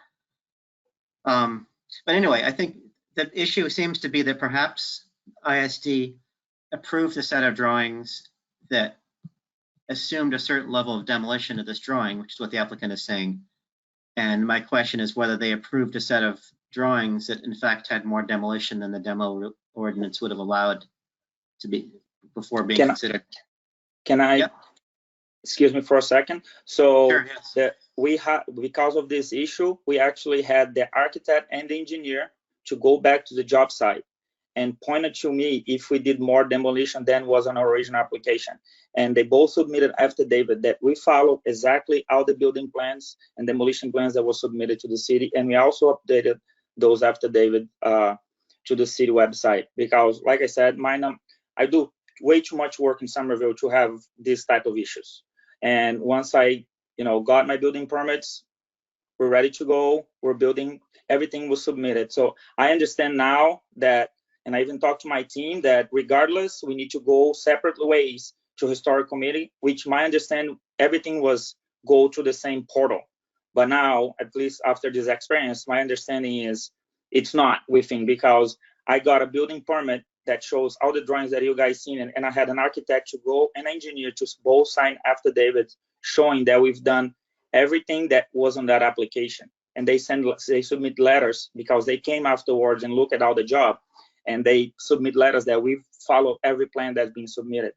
So, but I also understand that on this case, you need to go to historical. So that's why I end up here. I feel like there was, another step that it needs to be added, that on my understanding was within the whole ISD system that we submit every drawing that, and we do that every day. We probably have, I don't know, over 15 jobs going on in Somerville, and I have a full-time person that do nothing but permit application. Thank you. Because it's what I'm observing is, in order to construct what your permit drawings show you were going to build there, you had to remove the roof, the upper story, and that was what you got a permit based on. Yes, sir. And the front porch enclosure. Yes. So I'm just doing some sleuthing before we even get to the issue of that we're taking up tonight. Is the I'm suggesting that maybe that the ISD approved this without. I know that this is one of the issues, that without kicking you to our commission for demo approval, because I don't know ultimately whose call it is to say you're demolishing 56%, therefore you need a demo review or not. Is that something we're trusting the plan reviewer to do, or is the onus entirely on the applicant? Mr. Chairman, through you. So, it needs to be indicated in the plan set, and it's also ISD's responsibility to make sure that they catch, or if it's not clear, then, they need to ask the questions. And so when this did start to occur, when I started communicating with ISD, et cetera, that's when this issue came to the forefront. And yes, I've worked with Mr. Santana many times, within the city as well. We worked on many projects. I think, is this one of those cases that got caught, missed by ISD? I don't have the answer to that question because I can only figure out so much and dig so much. But yes, it is up to ISD to catch that. But then when we are alerted to a potential issue, we alert ISD, and then ISD also makes the call that, like, okay, this is something that then, yes, it is more than what should be demolished, or no, it's not. So the fact that we have them now back before you, I think, as unfortunate as I think it is for everybody, I think that we need to proceed with this. We're not, I don't think we'll be able to resolve the issue by, getting to a determination tonight as to whether ISD did or didn't do something. But I think that what we have at this point is a situation whereby it is in front of you. And so you need to make your final determination tonight, just based on whether or not you believe the property to be meritorious. But I don't think that it is incorrectly in front of you at this point. Yeah, I guess, oh, sorry, someone was about to May speak. I ask a point of clarification? This has come before us because it has been determined that more than 50% of the structure was demolished, correct? Has that been determined? Who made the determination? And So when we were notified when staff was notified by the neighborhood, then staff came to me. So I notified ISD, and ISD informed them that they had to go in front of you all, the HPC, for demolition review because of the amount that was demolished. so did ISD believe that they had demolished more than was on the plans? I can't answer for ISD, but I would assume that that is correct. That's the only assumption that I can make. Okay, so but the development team provided affidavits from, two of their, Yes, engineer and architect. yes, as to the fact that, what was done was according to the plan. So when plans are submitted, does it have a, this requires 46% demolition of the property, or this will require, 73% demolition of the property? Is there that information, or? So are you asking me as staff? Yes. Or sure, just start with me. So Mr. Chairman, through you, so ISD has a different set of criteria for, I should say, I don't know what exactly ISD's criteria is for indicating what is to be demolished and the percentage thereof. And I say that I don't know only because A, they're a different department, and B, that I've never really gotten a clear answer. I think it would be helpful if there were a requirement that any and all demolition, irrespective of where it is indicated on the plan set. And I think that I think the applicants tend to do that. All the good architects do that. And I know that several of the ones that we've all worked with here will indicate, that these areas are being demolished. And now that they're familiar with the 50% or more exterior surface area, they also indicate the percentage as well by their calculations. I don't know if that's on the plan set at this point that you have in front of you, but I can't give you a better answer than that from ISD because it's there. Sorry, just let me finish. So it's just, it's their process, so I don't know exactly what they are requiring at this point. I'm sorry, Jason? This is Jason Santana again. Just 2 points. First of all, it is important to me that the board is clear that I have not done, or my company have not done anything that we're not allowed. And I, no matter how this meeting ends, it's something that it's really important that I prove that we as a company have not done anything that we're not allowed initially by the city. Secondly, I also have a CZC, which is, on that same permit, which is a compliance with zoning. So, and I agree and understand that at this point, if the board, find out the house is historic, I will have to deal with the consequences. However, I have provided plenty of documentation showing that I followed everything that we applied for, and we got permits, and we got even inspections doing that. So, and I understand that's not the meeting for, and now we're gonna move a different way, but that's why we're here at this point and not when the house was still standing. And I want to reiterate that we sent the architects and the engineers because it was a matter of importance to me for them to tell me if I have done something that were not approved. And they both submitted a stamped affidavit saying that we followed exactly was submitted. So, and I'll stop talking, but I just want to make sure that that was clear with the board that we didn't do anything that I was not initially authorized. And I understand if somebody, if there was something, another step that has to be done. As an applicant, I apply for permits. There's a checklist that I get on my screen. And once I get everything approved and I get a building permit, on one of the line of the building permit is demolition and not demolishing the entire structure. I understand when you're demolishing entire structure, you go a whole different zone. So this was not the case. And that's why we end up on this scenario. Okay, thanks. And just while you were talking, I did look at the demolition drawings that are part of your permit set. And they indicate the demolition of the roof, the porch, front walls, and the back walls, but keeping the 2 side walls. And that's what's there right now.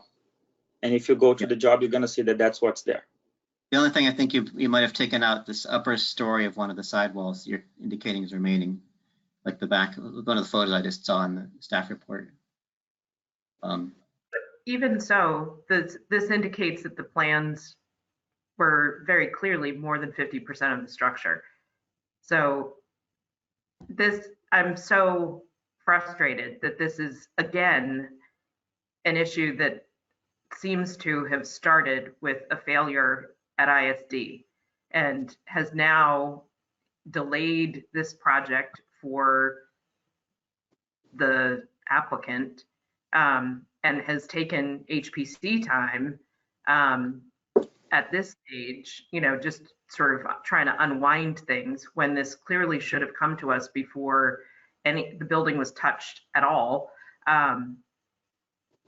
So I believe we've talked about this previously, but we need to have a record within HPC of the times that this has happened and who has made these mistakes, because this is just absolutely unacceptable. This is so completely inefficient. It is, in my mind, unfair to these applicants that they are put in this position and that their project is delayed as a result, that we are put in this position. This is ridiculous, just absolutely ridiculous. So I don't know where we go with any of that, but I mean, it's not that this is like, oh, this happens once every, 3 years. I believe this is at least the 3rd time this year that we've had a property that's been lost to ISD failure to do what we believe they're supposed to do. So I don't know who needs to look into that. Clearly, as the Historic Commission, we can't do anything about that, but that's really, really frustrating. I've learned my lesson. Yeah, I share your frustration, Vice Chair Kelly. And to the applicant, I would say that yes, you've, without going over it in fine tooth comb, you don't appear to have done much of anything that you didn't show in your drawings. So I would concur with that. There's this possibly one section of wall, but as Vice Chair Kelly was saying, that the set should, you are removing what seems to me like more than 50% of this building, and it should have come to us when this permit set was about a year ago, right? November 10th, 2021.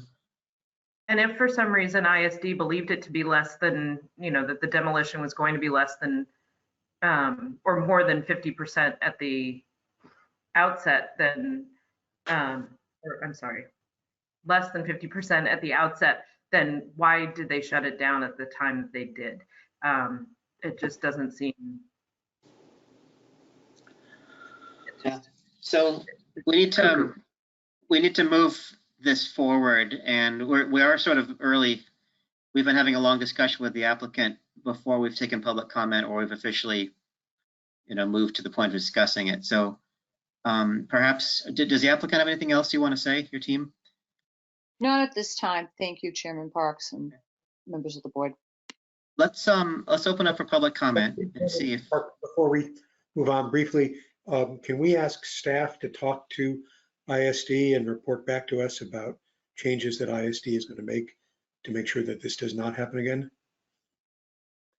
Mr. Chairman, through you, yes, Mr. Bauer, I will do that. I will have a conversation as well internally with my own department, and the directorship, all of us in senior leadership of the department will also have a discussion about this, and we will come up with a conversation to have with ISD and see how we can move forward so that it's much more efficient for everybody, so that they can we can all eliminate this type of situation as much as possible, because like you said, it doesn't benefit everybody. It's no fun for anyone. So I think an easy way to do it is make part of the design review application just to show your work. Basically, this is how much is we're moving and how much is staying as a percentage. It's shown calculated, and that would be the easy thing for the reviewer to look over.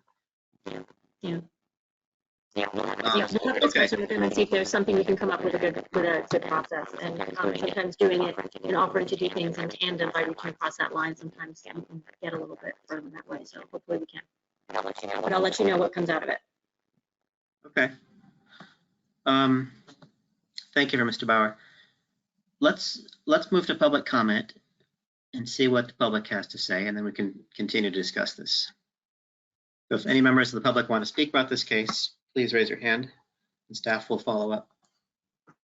Yes, any members of the public comment wishing to raise your hand, please, wishing to speak on this item, please raise your hand, and you will be given 2 minutes to discuss this case.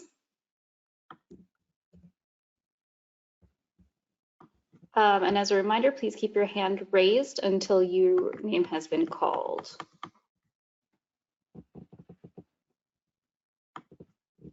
All right, Mr. Chairman, I'm going to do one last pass through. Ron, your hand is flashing. It's going up and down, but I'm going to unmute you just in case. You are unmuted on our end. Yeah, Ron Cavallo, 70 Victoria Street. Initially, the information conveyed to the public and to the commission was that there had been a significant infraction by the development team. And I wrote a letter suggesting that there be a fine of some kind for what I thought was a really bad deed here. Mr. Santana and the construction specialist and the architect and the engineer, I haven't seen those reports, but Mr. Santana and the construction specialists are highly believable here. And it seems clear to me that they have done absolutely nothing wrong and are being penalized. There have been construction delays, all of which are very expensive. I'm very concerned that this building has been exposed to the weather for an extended period.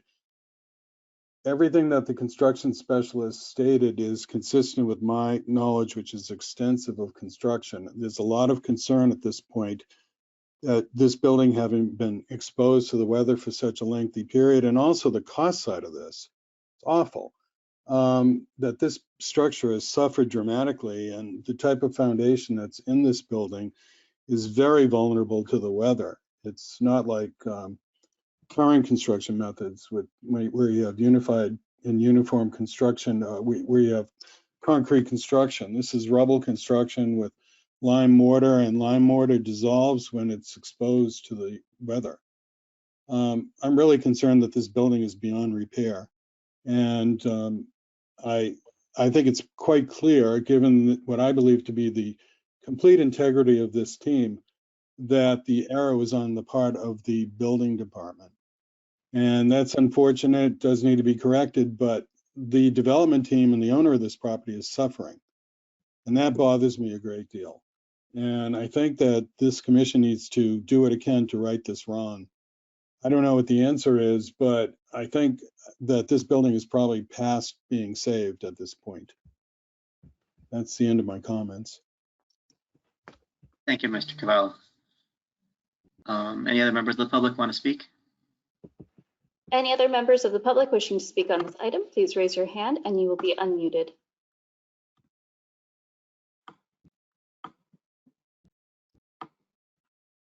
All right, Mr. Chairman, I'm going to do one last pass through to see if anyone else has raised their hand. I do not see any other members of the public with their hands raised. You may close the public comment. I'll close the public comment portion of this hearing case. Yes. Mr. Chairman, if I may, through you, just to follow up on Mr. Cavallo's comments. One of the things that when work needs to stop or demolition needs to stop, that this happens and is required under the demolition review ordinance, is that a building is secured against the elements. And I had also contacted ISD to ensure that that happened, and Mr. Santana and his team did do that straight away. So the building has been secured against the elements. We just tarp and things like that, but you know, there is only so much you can do. But yes, it has been secured in this time, just so that you know.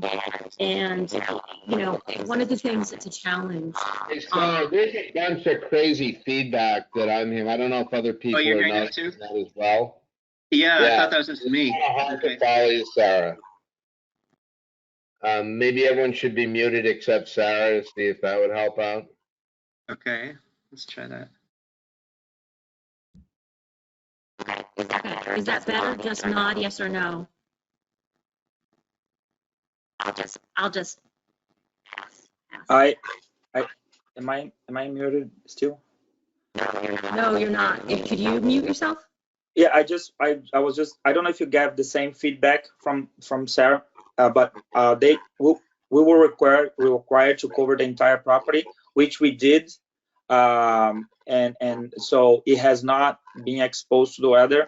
But that being said, the engineer that was, we hired a completely outside engineer to come in and do the other report after and there was this engineer that was talking in the beginning that, that you guys had. So just to be clear. Thank you. Are you still getting feedback from me? Yeah. It's like you're being trolled by Satan or something. It's this weird sounding static. Probably wouldn't be the first time. Okay, so we have wrapped up the public comment portion of this, and so we have two matters. It's the background as to how we got to this level, and then the basic level of whether we would consider this building preferably preserved. And I think we do have to keep those separate. Obviously, if we do consider this building preferably preserved, it's, what's the end game, I guess? And I don't know to what extent that question factors in the decision or not, given that the building's already missing. And even if it complies with the construction drawings, it will practically speaking be gone as a, as an entity. It'll be developed into a two-story building. So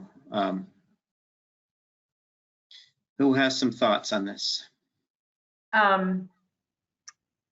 Yeah, I mean, so if we think about, the property not being preferably preserved, but we would want some record or something about the building.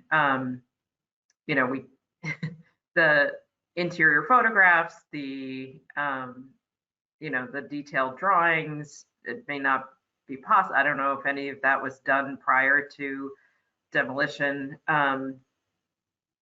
So that may not be possible, but some amount of signage or information about this grouping of worker housing that existed on Woodbine and is rapidly disappearing. That seems like an option. Isn't that something we're allowed to do now? That's one of the options we have, preferably preserved with, or not preserved with conditions. Yeah. Yes, Mr. Chairman, through you.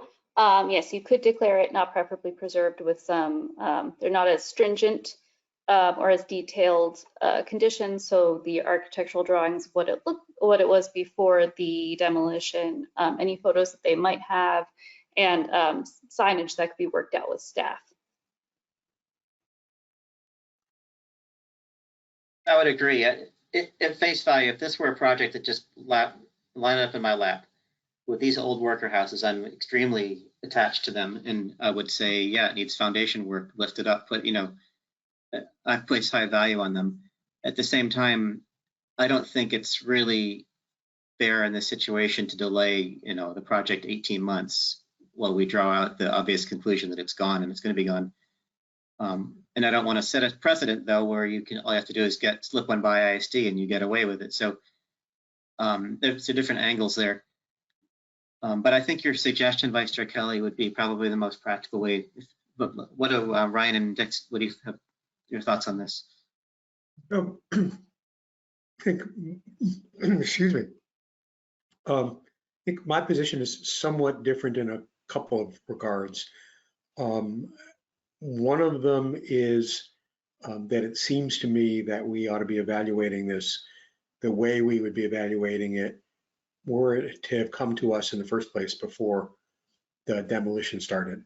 And I think under those circumstances, I think I would have no difficulty concluding that it was historically significant building. These are important little workers' cottages, and we are losing them rapidly. We may have lost half of them on that street alone. And I'm not prepared to say, well, because we've lost a bunch of them, we should write off the rest of them. So, Dick, to be clear, we're determining preferably preserved. Okay, good. Thank you for clarifying. Yep. Secondly, while I'm willing to accept that the builders did everything that ISD required of them, I don't think that lets them off the hook. There was an ordinance that required them to come to us first, and they didn't do that. They relied on ISD when they had independent legal obligations. That said, it certainly appears that ISD dropped the ball on this. I think they didn't actually slip one by ISD. They submitted what they were planning to do, and ISD accepted it when they ought to have rejected it. So that would appear to be ISD's fault. And as Vice Chair Kelly said earlier, we've had too much of this and that needs to get fixed. But that doesn't relieve them of their own obligations to comply with the demolition review ordinance, which they didn't do. I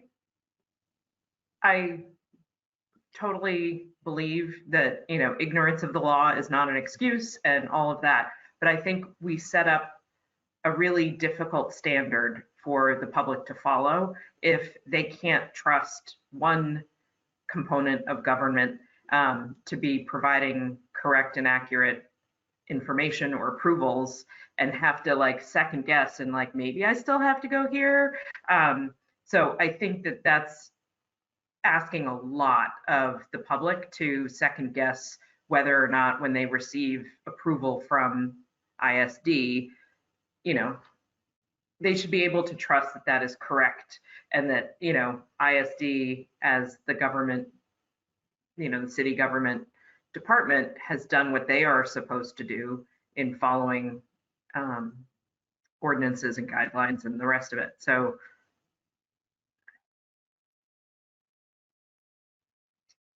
I come down a little differently on that piece. You know, and I don't disagree with that. I agree it was very unfair to the developer to get caught in this situation. I'm just emphasizing that, you know, these are professionals, these are projects of hundreds of thousands of dollars, and it's their job to know what they're doing on it. And one of those things that they needed to do was to have come to us. The last thing is that while in theory we could, and we sometimes have, found property to not be preferably preserved based on conditions, this doesn't feel to me like an appropriate case in which to do that, in part because it's coming to us in this very awkward posture. And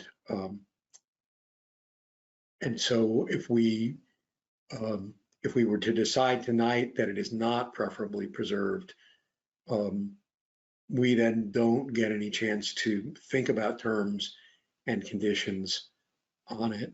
Whereas if we decide that it is preferably preserved, that doesn't mean we necessarily hold things up for 18 months. It means that we have reserved the right to talk about it. And if we can reach appropriate terms, then we can cut the process short at any point. But it does mean that we don't have to cut it short until we're ready to do so. And by terms, do you mean the alternate things that, like whatever photographs and plans and signage? That's right. Whatever we were to decide. We could determine that tonight, though. We wouldn't need to declare it preferably preserved in order to include those things. We could say it's not preferably preserved with the conditions that they do X, Y, and Z. Right, but it means that we then don't get any opportunity to really think about those terms and conditions the way we would if we decided that it was preferably preserved and then had an opportunity to take our time and figure those things out. By we, do you mean staff? Because this would not come back before the commission. Well, it ultimately comes back before the commission. It would go to staff for review, but we get the final say. So staff could come back with recommendations and we could say, that's not good enough and we're not accepting it. We don't tend to do that with staff and we trust and rely on staff. But here, because of this posture, we're basically being asked to do that in this very awkward and rushed posture. And that makes me feel uncomfortable.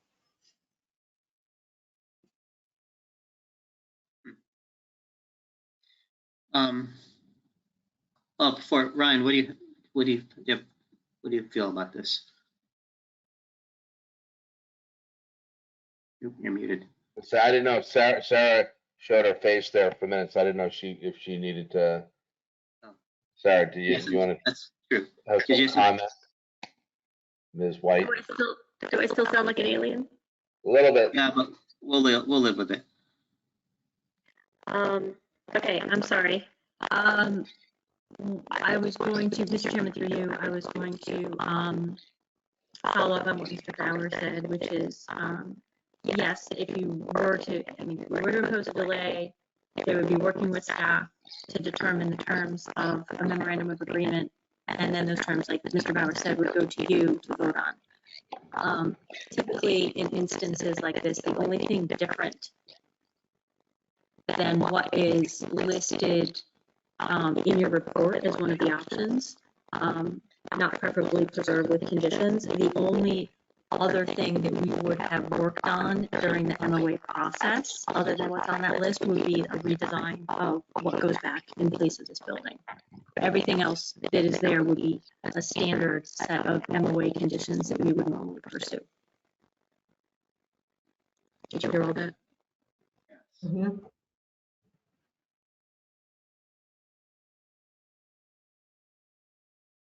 You were about to say something too.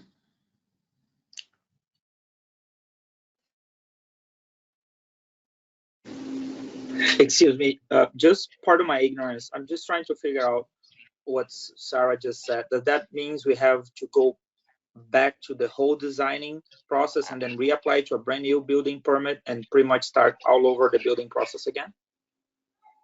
It's a hypothetical. Yeah, Mr. Chairman, if I could through you. Can you hear me okay? Yes. No. Well, yeah, I hear you, but not okay, but yes. That is to Mr. Santana's point. That is what I'm saying. That's a typical part of the MOA process. But that is, if they wanted to pursue that, that is a typical part of it. But I think they're discussing at this point how they want to move forward. If they want to move forward with preferably preserved and go through the process, or not preferably preserved with conditions, that's what they're talking about right now and trying to suss through.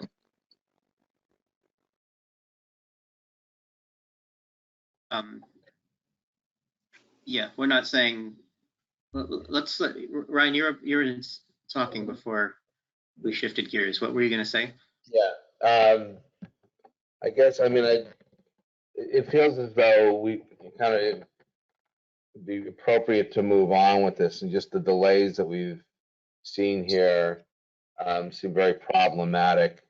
I think Vice Chair Kelly makes some really fantastic and appropriate points, as well as Commissioner Bauer. And I mean, I tend to favor probably moving in the direction of the not preferably preserved with conditions. I'm just curious how long that would take to structure whatever those terms would be. I have a hard time feeling as though we would hold anything up for 18 months. I would have a very hard time with that, period. So.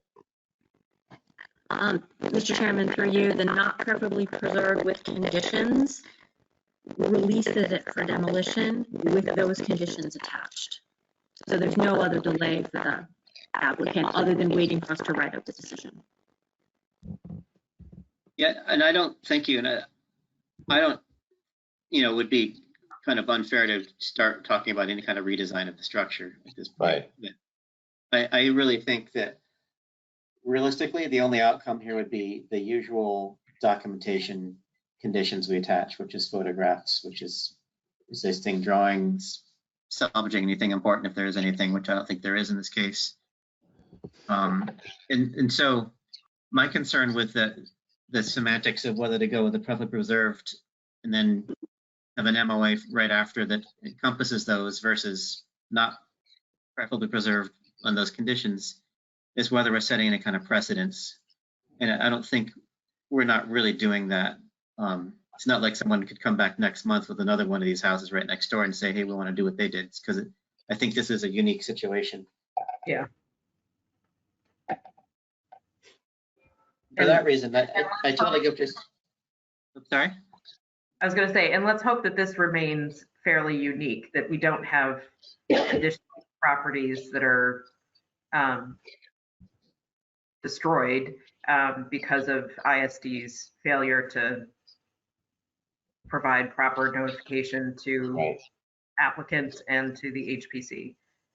Absolutely ridiculous. That's why in this case, I think that really I would be in favor of doing whatever is the most expeditious route that achieves the same result that would have happened had we gone with the preferably preserved building.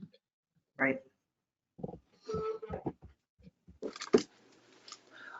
There's one last point as somebody who was applying for permits every day. Permits application has been changing a lot lately, and I understand the point that it's my job at the end of the day to do whatever is required. And as of right now, everything is inside one system. And before, when you get a separate system, is that what you? Okay, so it's just like Vice Chairman said, it's applying for a permit in Somerville. And I know we're the professionals and we have to figure out. I have people that try to hire me to apply for permits because people like the common Joe cannot apply for a permit in the city. And I understand we're trying to cover a lot of ground in here and, you know, cover all the holes in the system, but it's already not a very simple system, even for a professional.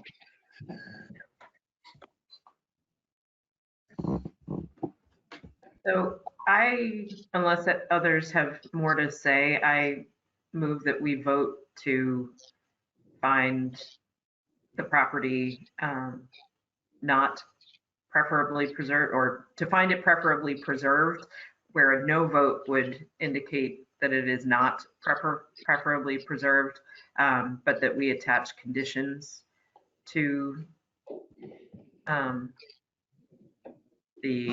if it were to be found not preferably preserved, that we attach conditions, including signage, photographs, and plans.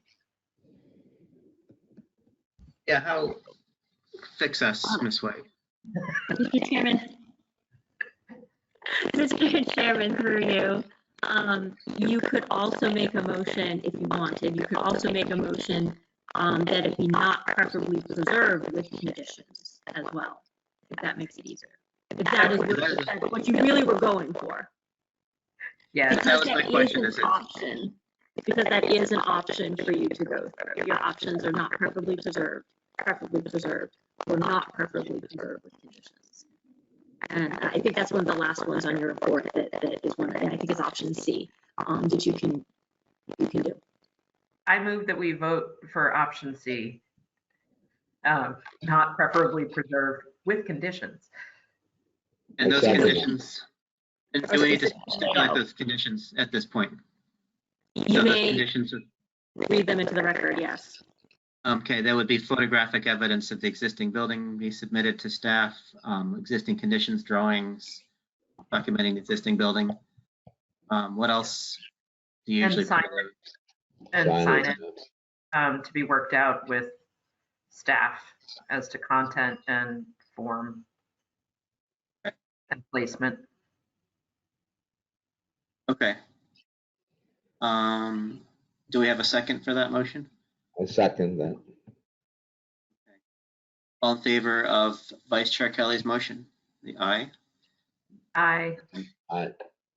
Opposed? Nay. Okay, and we'll do a roll call. Vice Chair Kelly? Yes. Falvey? Yes. Mr. Bauer? No. And I will vote yes.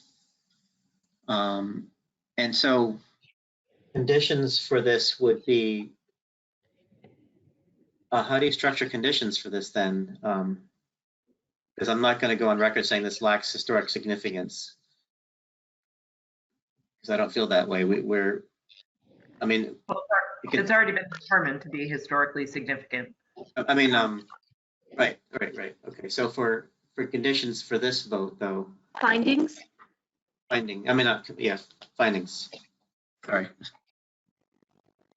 Findings. How do we structure findings in a case where we just voted that it not be preferably preserved in a way that preserves the fact that we believe that this structure is, are the findings any different than they would be for any other not preferably preserved structure, because we've attached conditions to it? See where I'm going with this? So, Mr. Chairman, if I could through you, it is entirely possible for a commission to find a building historically significant, but not preferably preserved, with or without conditions, right? Entirely possible. So the findings that you might want to consider adopting here,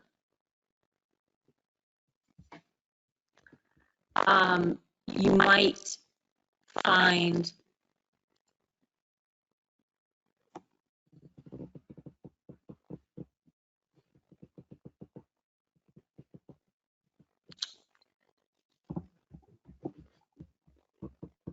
just check, do you have any thoughts on this? And I'm not asking to put you on the spot, but I don't know if you're thinking. So my thought is that based on the information provided by Carmine Borrachino, that the structure is not safe, and so it is not preferably preserved because of its poor condition. Mr. Chairman, if I may through you, so there was one other instance in which you have voted not perfectly preserved with conditions, and the findings in that case were more specific to the actual property. It wasn't the normal set ones. So in that case, there was discussion on how the demolition of the building, and this is just an example to let you know how you crafted it in this way. It's obviously very different feelings with this one. Would not be detrimental, its demolition would not be detrimental to the heritage of the city. And then your findings also included what you found interesting about the actual architecture and valuable about the architecture that you wanted to have codified in images. And that's why you wanted images and plans of this building. Okay. Thank you. So findings, just to lay it all out, we would find that this is a good example of a mid-19th century worker cottage, and that needs to be documented, that it is part of a cluster of this sort of building on a street, which is very uncommon in the city. So it's a good representation of that. And those are the findings which support the conditions we would attach to this. Findings that support our decision not to call it preferably preserved are more situational, to do with the fact that the building is already mostly gone. And frankly, the process has been ongoing for a year, already. And I mean, I feel like we have to kind of somehow involve this discussion we had with the city and that process. I agree, and I would ask that we actually not, excuse me, base it on the engineer's report, which does not, in my opinion, does not particularly indicate that this is worse than a number of other buildings where we have refused to accept that as grounds for not determining something preferably preserved. So I would encourage us to do it based on the specific circumstances here, and not make what would essentially be a precedent in saying, if you come in a report like this, we're going to say it's not perfectly preserved. That's a good point. Thank you, Dick. So the primary thing would be that the building is mostly gone already, substantially gone. It's impossible to create it. Well, anything's possible with money, but yeah, I mean, because we have it it's within our purview to have them rebuild it, correct? If it was demolished. Hypothetically. So, but we're not asking for that to be done. Right. So, okay. Did we leave that conclusive there? We're going to list two angles. Well, really, well, we did. Not clear at all. Not clear at all? Okay. Don't rely on me. I mean, we want to list the positive, which is the reasons we wanted this documentation that we're going to attach as a condition, which is that's pretty clear. The reasons that we're not calling it preferably preserved are largely because the building is already gone. And that's really the crux of it, that this was a mishap within permitting. It's gone, the ball is already rolling, that kind of thing. I don't know how you want to massage that or wordsmith it so that it sounds better.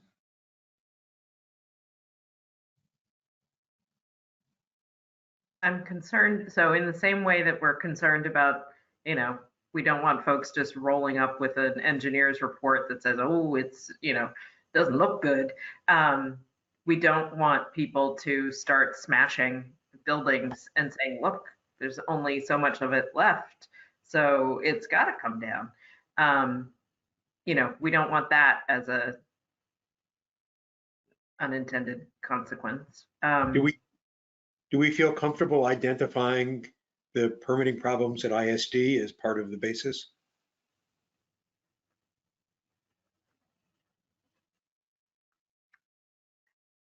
I feel like this is a problem that they created.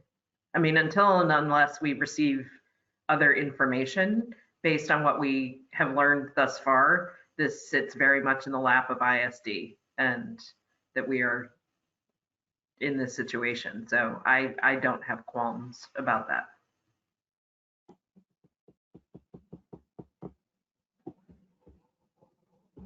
Okay, well, if that's the case, then we could just say that the reason is that this project was already advanced by ISD erroneously without this review process, and that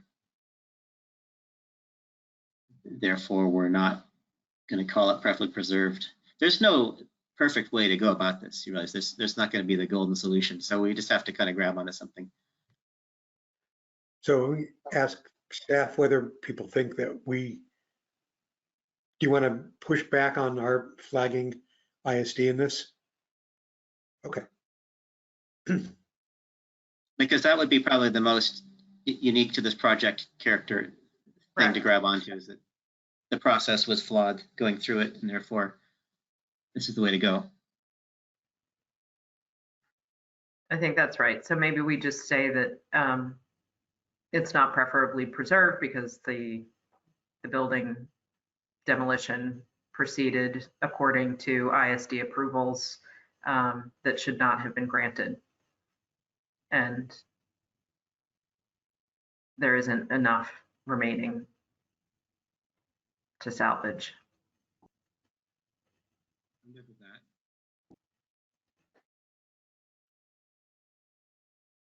Does that seem okay and sufficient? Okay. Then I move that we vote to accept those findings or conditions. Okay, I second that. All in favor? Say aye. Aye. Aye. Opposed? And a roll call, Vice Chair Kelly, Yes. Mr. Falvey, Yes. Mr. Bauer, Yes. and I vote yes as well. And applicants, thank you for tagging along as we beat this dead horse. This is we don't have a lot of this kind of situation, so hopefully everything ends up okay. I just took a class in Thank you, brand Chairman. new Parks. subject. I appreciate, Yeah, right. I appreciate all your guidance on this, and as the applicant, the team thanks you and the board, and they will work with staff with anything further, I can assure you. Okay. And we are sorry that you got caught in the middle of this. Yeah. Thank you. Thank you very much. All right, so we were flying along, and that was a bit of a hiccup, but I think it was good to get that hashed out. And we only have two other things, which is the minutes and a CPC representative. Do we have minutes? I don't think I saw them. I didn't see any. Correct. Mr. Chairman, through you, our administrative assistant is looking through the minutes and fleshing out some of the issues you had identified on the September 6th meeting. And she has not completed that process yet. She is very graciously doing us this favor. So we will bring them at a later meeting for you to review again.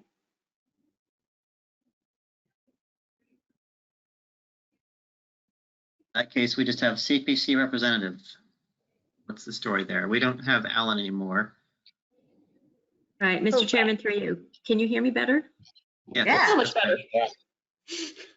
Sorry, why didn't I do this earlier? There's nothing more that I like, like sounding like a, multi-voiced alien or something. So yes, so we have that open position on the CPC, on the Community Preservation Commission, or committee, excuse me. And we are required, we are legally required to have a representative of the HPC on the CPC. The planning board is also required to have a member of its board on the CPC. And so right now, what we're just looking for is not like a long-term commitment. I've spoken with the CPA manager, Roberta Cameron.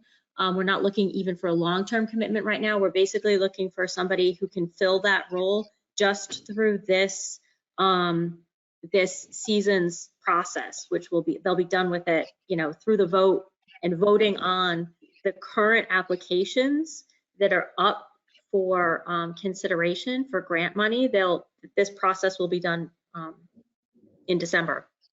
So all of those proposals that you weighed in on on September 6th, where you could only say, well, it's historically significant for CPA funding purposes, or our advisory review is X, Y, and Z for how you approach the project. The difference with being the HPC representative to the CPC is you actually get to vote on whether or not they're meritorious of grant funding and how much of that grant funding they can receive. And unfortunately, like, staff cannot fill that role. We are not allowed to fill that role. Otherwise, one of us would sit in for it. But from a regulatory perspective, we can't. So we just need somebody to fill in. I think they have, Mr. Bauer, I think they have, you would know from your experience, I think they have maybe 3 or 4 meetings coming up between October, maybe even only 3, October, November, December. I don't know, because we actually changed the schedule pretty radically somewhere near the end of my tenure, but that sounds about right. Yeah. So it's not much. Off of HPC entirely? Yes. Yes. So we need somebody, and I know I've spoken to some of you and others. I think Mr. Bauer, you're conflicted out because you've already reached that term limit, right? I reached the term limit. I don't know whether that would bar me from another term at this point. It's been almost 3. It? No, I would have to, we should look at the ordinance if I were to otherwise be willing to do it, and frankly, I would want to think about it. Yeah, sure. Because I'm trying to think, was it consecutive terms that there was a limit on, or was it total terms? I think it's consecutive. So I don't. Now that you mention, I think you're right. I may be foolish in making that concession as opposed to just saying, oh, I'd love to do it, but I can't. Sorry, guys. What was the first part of your concession that I missed? I'm saying maybe I'm being foolish in telling you that I don't think I'm actually barred by the term limit. If I were smarter, I would just say, oh, I would love to volunteer to do this, but I can't do it, guys. Sorry. Yeah. So the thing is, we need to know who is willing to do it. You know when the meetings are? Basically, like which day? Can you give me a second while I do a quick look? I don't know if they're on the calendar yet.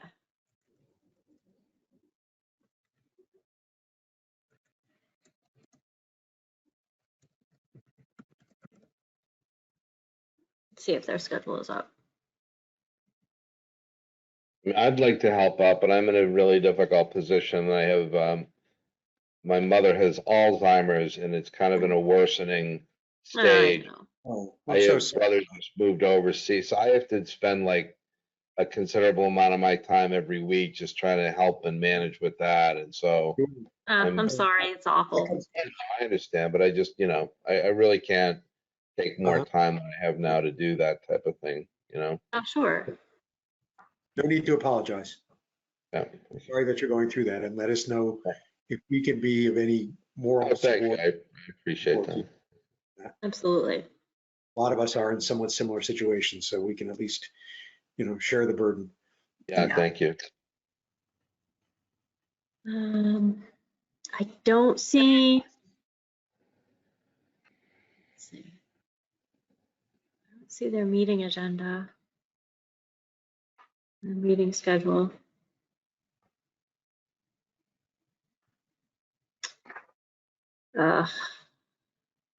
I'm sorry, I don't see their meeting schedule.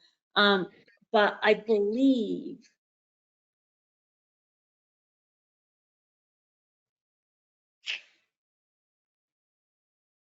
I don't know if it's, I'm not sure if it's a Tuesday night or a Wednesday night that they're meeting. I don't see anything up on the city website either, which is really.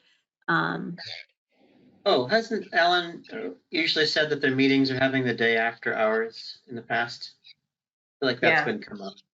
Yes, but they don't happen. necessarily with the same regularity. Like, for example, like our meeting now is off cycle, right, tonight, because it's a makeup of September.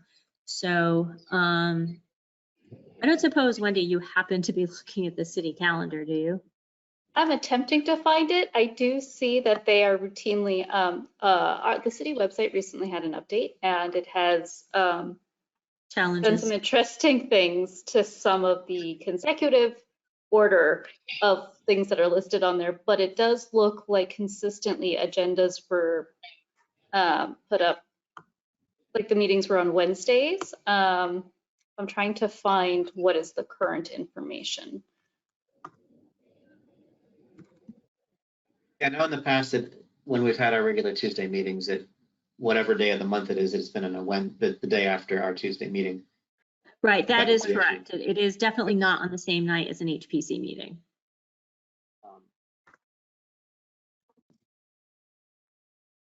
Is Alan now done? Is Alan formally finished with Correct.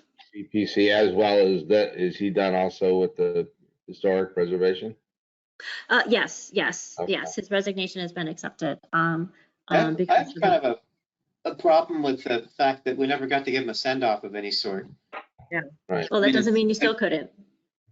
I don't know if we could drag him back into a meeting or something, but Drag him back so we can kick him out. I appreciate, he's been part of us. He did a lot of work for the city, helped with the demo delay and the all sorts of stuff. And for him just to fizzle like that doesn't seem right. He's been I all the other agree. commissions and boards in the city. They spend the first half of their meeting doling out accolades and stuff like that. So I don't know. So I would be willing to do it, I think, with a caveat, which is that while staff can't do it, if staff could help with homework, help digest stuff. I think so. Yes. And so what do you mean by that exactly? Well, I mean, if I were to do it, then, I would be on the committee and it's my responsibility to do stuff, but there's a lot of work particularly around this time of year. I may want some help digesting stuff, particularly and if staff can help me digest stuff. I mean, staff is more than happy to, and I don't want to commit Wendy because she's got vacation coming up and that is sacred.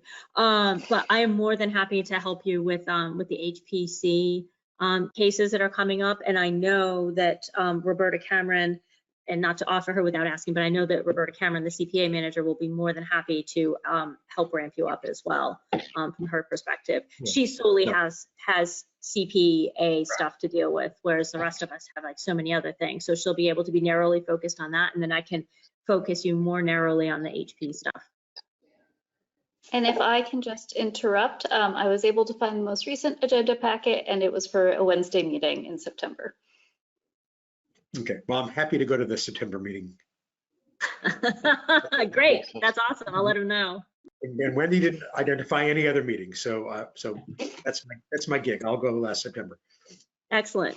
So, but with like, let's say that for some reason you can't go because it's not just consecutive terms, it's total terms or something like that. We'll ensure that we get that answer ASAP. If that ends up being the case, who would be willing to step in? I'm looking, I don't know if you can tell I'm looking at you directly, Mr. Chairman, but since you had made some sort of various verbalizations about the dates and how that may or may not work, I'm looking at you and wondering if like Dick can't, can you is the question. You're not looking at me, you're looking at my rib cage, I'm up here. Oh, I see. The problem with Zoom. No, Wednesday is a day that would be easier for me to handle because I don't have any other obligations to drive people around. So I could do that. I'm a little bit nervous because, well, as Mr. Bauer here just said, it's a whole lot of work. Yeah. So jumping off to something that I've never been part of that group. I've never been to one of their hearings. I don't really know how much you'd have to speed there would be and whatnot. So I have some misgivings. Okay, so we'll keep you in our back pocket just in case, but I wanted to have that caveat because I needed this to be formally discussed and voted now. So what you can do is, I know that their meetings are also recorded or online too, and you can watch those past meetings. I mean, scintillating as that stuff is, at least it'll give you an idea of, what happens during those meetings as well. So They go is on it for fair 3 to say? hours? I'm sorry? Are they 3-hour meetings, or what's their typical? I don't know. They tend not to be at that long. But their meetings are shorter off season than they are on season. So by off season, like they have, regular meetings, but then when they get into the season where they're receiving applications and deliberating on them and getting presentations on the proposals from the applicants, they do tend to last a little bit longer. But they also limit the time frame that applicants have for pitching their project. And this year there's much more money being asked for historic preservation than there is money available. A huge amount being asked for. Not all the projects are necessarily going to get funded, and that happens. So yeah. So If it's Well, yeah. of help, I mean, talk to me, and I'd be willing to do it if need be, if Mr. Bauer is unable to, or on second thought is unwilling after hearing all this. very good, thank you. Okay. Thank you, Dick. Ms. Chekwas, and- we're going to say something? Yes. Thank you, Dick. Sure, happy to do it. Thank you. No, both. Thank you, thank you, thank you. Could I suggest that you,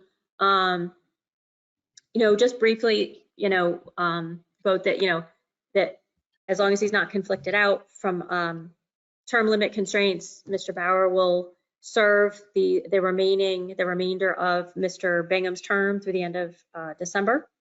And if there is a conflict, then Mr. Parks will serve that term.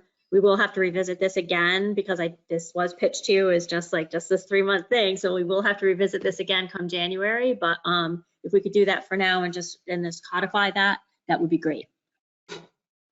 Okay. You need a motion? Kindly? Well, I make a motion that Dick Bauer serves out the remaining 3 months of Alan Bingham's term, and that Chair Eric Parks step in if for some reason Dick Bauer is not able to fulfill that obligation To the CPC. to the CPC. I second that. Okay, with that motion, all in favor? Aye. Aye. Aye. Vice Chair Kelly, Yes. Mr. Falvey, Yes. Mr. Bauer, Yes. and I'll vote yes as well. Um, I'm wondering if it's, Look- this is a Zoom. Oh, sorry, did I cut you off? I was just gonna say, so I'm looking at the ordinance. It's section 2-309.9 of the Somerville ordinances, and subsection B says no member shall serve more than 2 consecutive terms. Very good. Okay, good. Excellent. Thank you, Mr. Bauer. And these are I'm sure virtual Mr. meetings, Bauer, right? you were hoping it would not say that. Well, as I said, I could have just taken Ms. White up on her note saying she thought I might be conflicted out and saying, oh yes, I'm sure that I am. Otherwise, I really love to do it. But, It's a Tom Brady-like move. Yeah, there you go. But it was work There that you I enjoyed doing, and I'm not prepared probably to sign up for another 6-year term, but Yeah. but 3 months seems 6 years? 6 years? well. It's 2 3-year terms. It's just typical. Okay. So I was on for 6 years, and many of the members who were on that long. I don't know whether the current rate of turnover has been the same, I'm not sure either. but I think But yes. there were at least 4 of us, I think, who served full 6-year terms. Mhm. I wonder if Mr. these are- Chairman, through Yep. you, yes, my understanding is they are virtual meetings.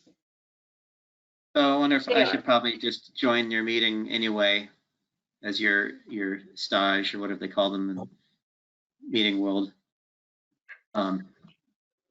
Just to see what happens, and you can do all the talking or whatever. Yeah. Okay. And the next meeting is October 26th at 6:30 p.m. How did you find that? Now, I looked at their last agenda and they actually give time limits for each conversation point. so it's October 26th. I'm sorry, at what time? 6:30 p.m. 6:30. Truthfully, it should not take Well- that much sleuthing to find these things. Technically, the last one says next meeting TBD and Wednesday, October 26th at 6:30 p.m. Whatever that happens to be. You know, the 19th sticks in my head for some reason. Is that also Wednesday? Yes, it is. Yes. Wednesday. I'll confirm with Roberta. And Dick, I will CC you as well as Mr. Parks Okay. on that communication. Okay. Okay. Great. Thank you all very much. Sure. And I guess we're wrapped up, right? I think so. I looked at the agenda and said that the only other remaining business is CPC representative Allen isn't here. This is going to be fast. Yeah. I was wrong. Well, in that case, I move that we adjourn. Second that.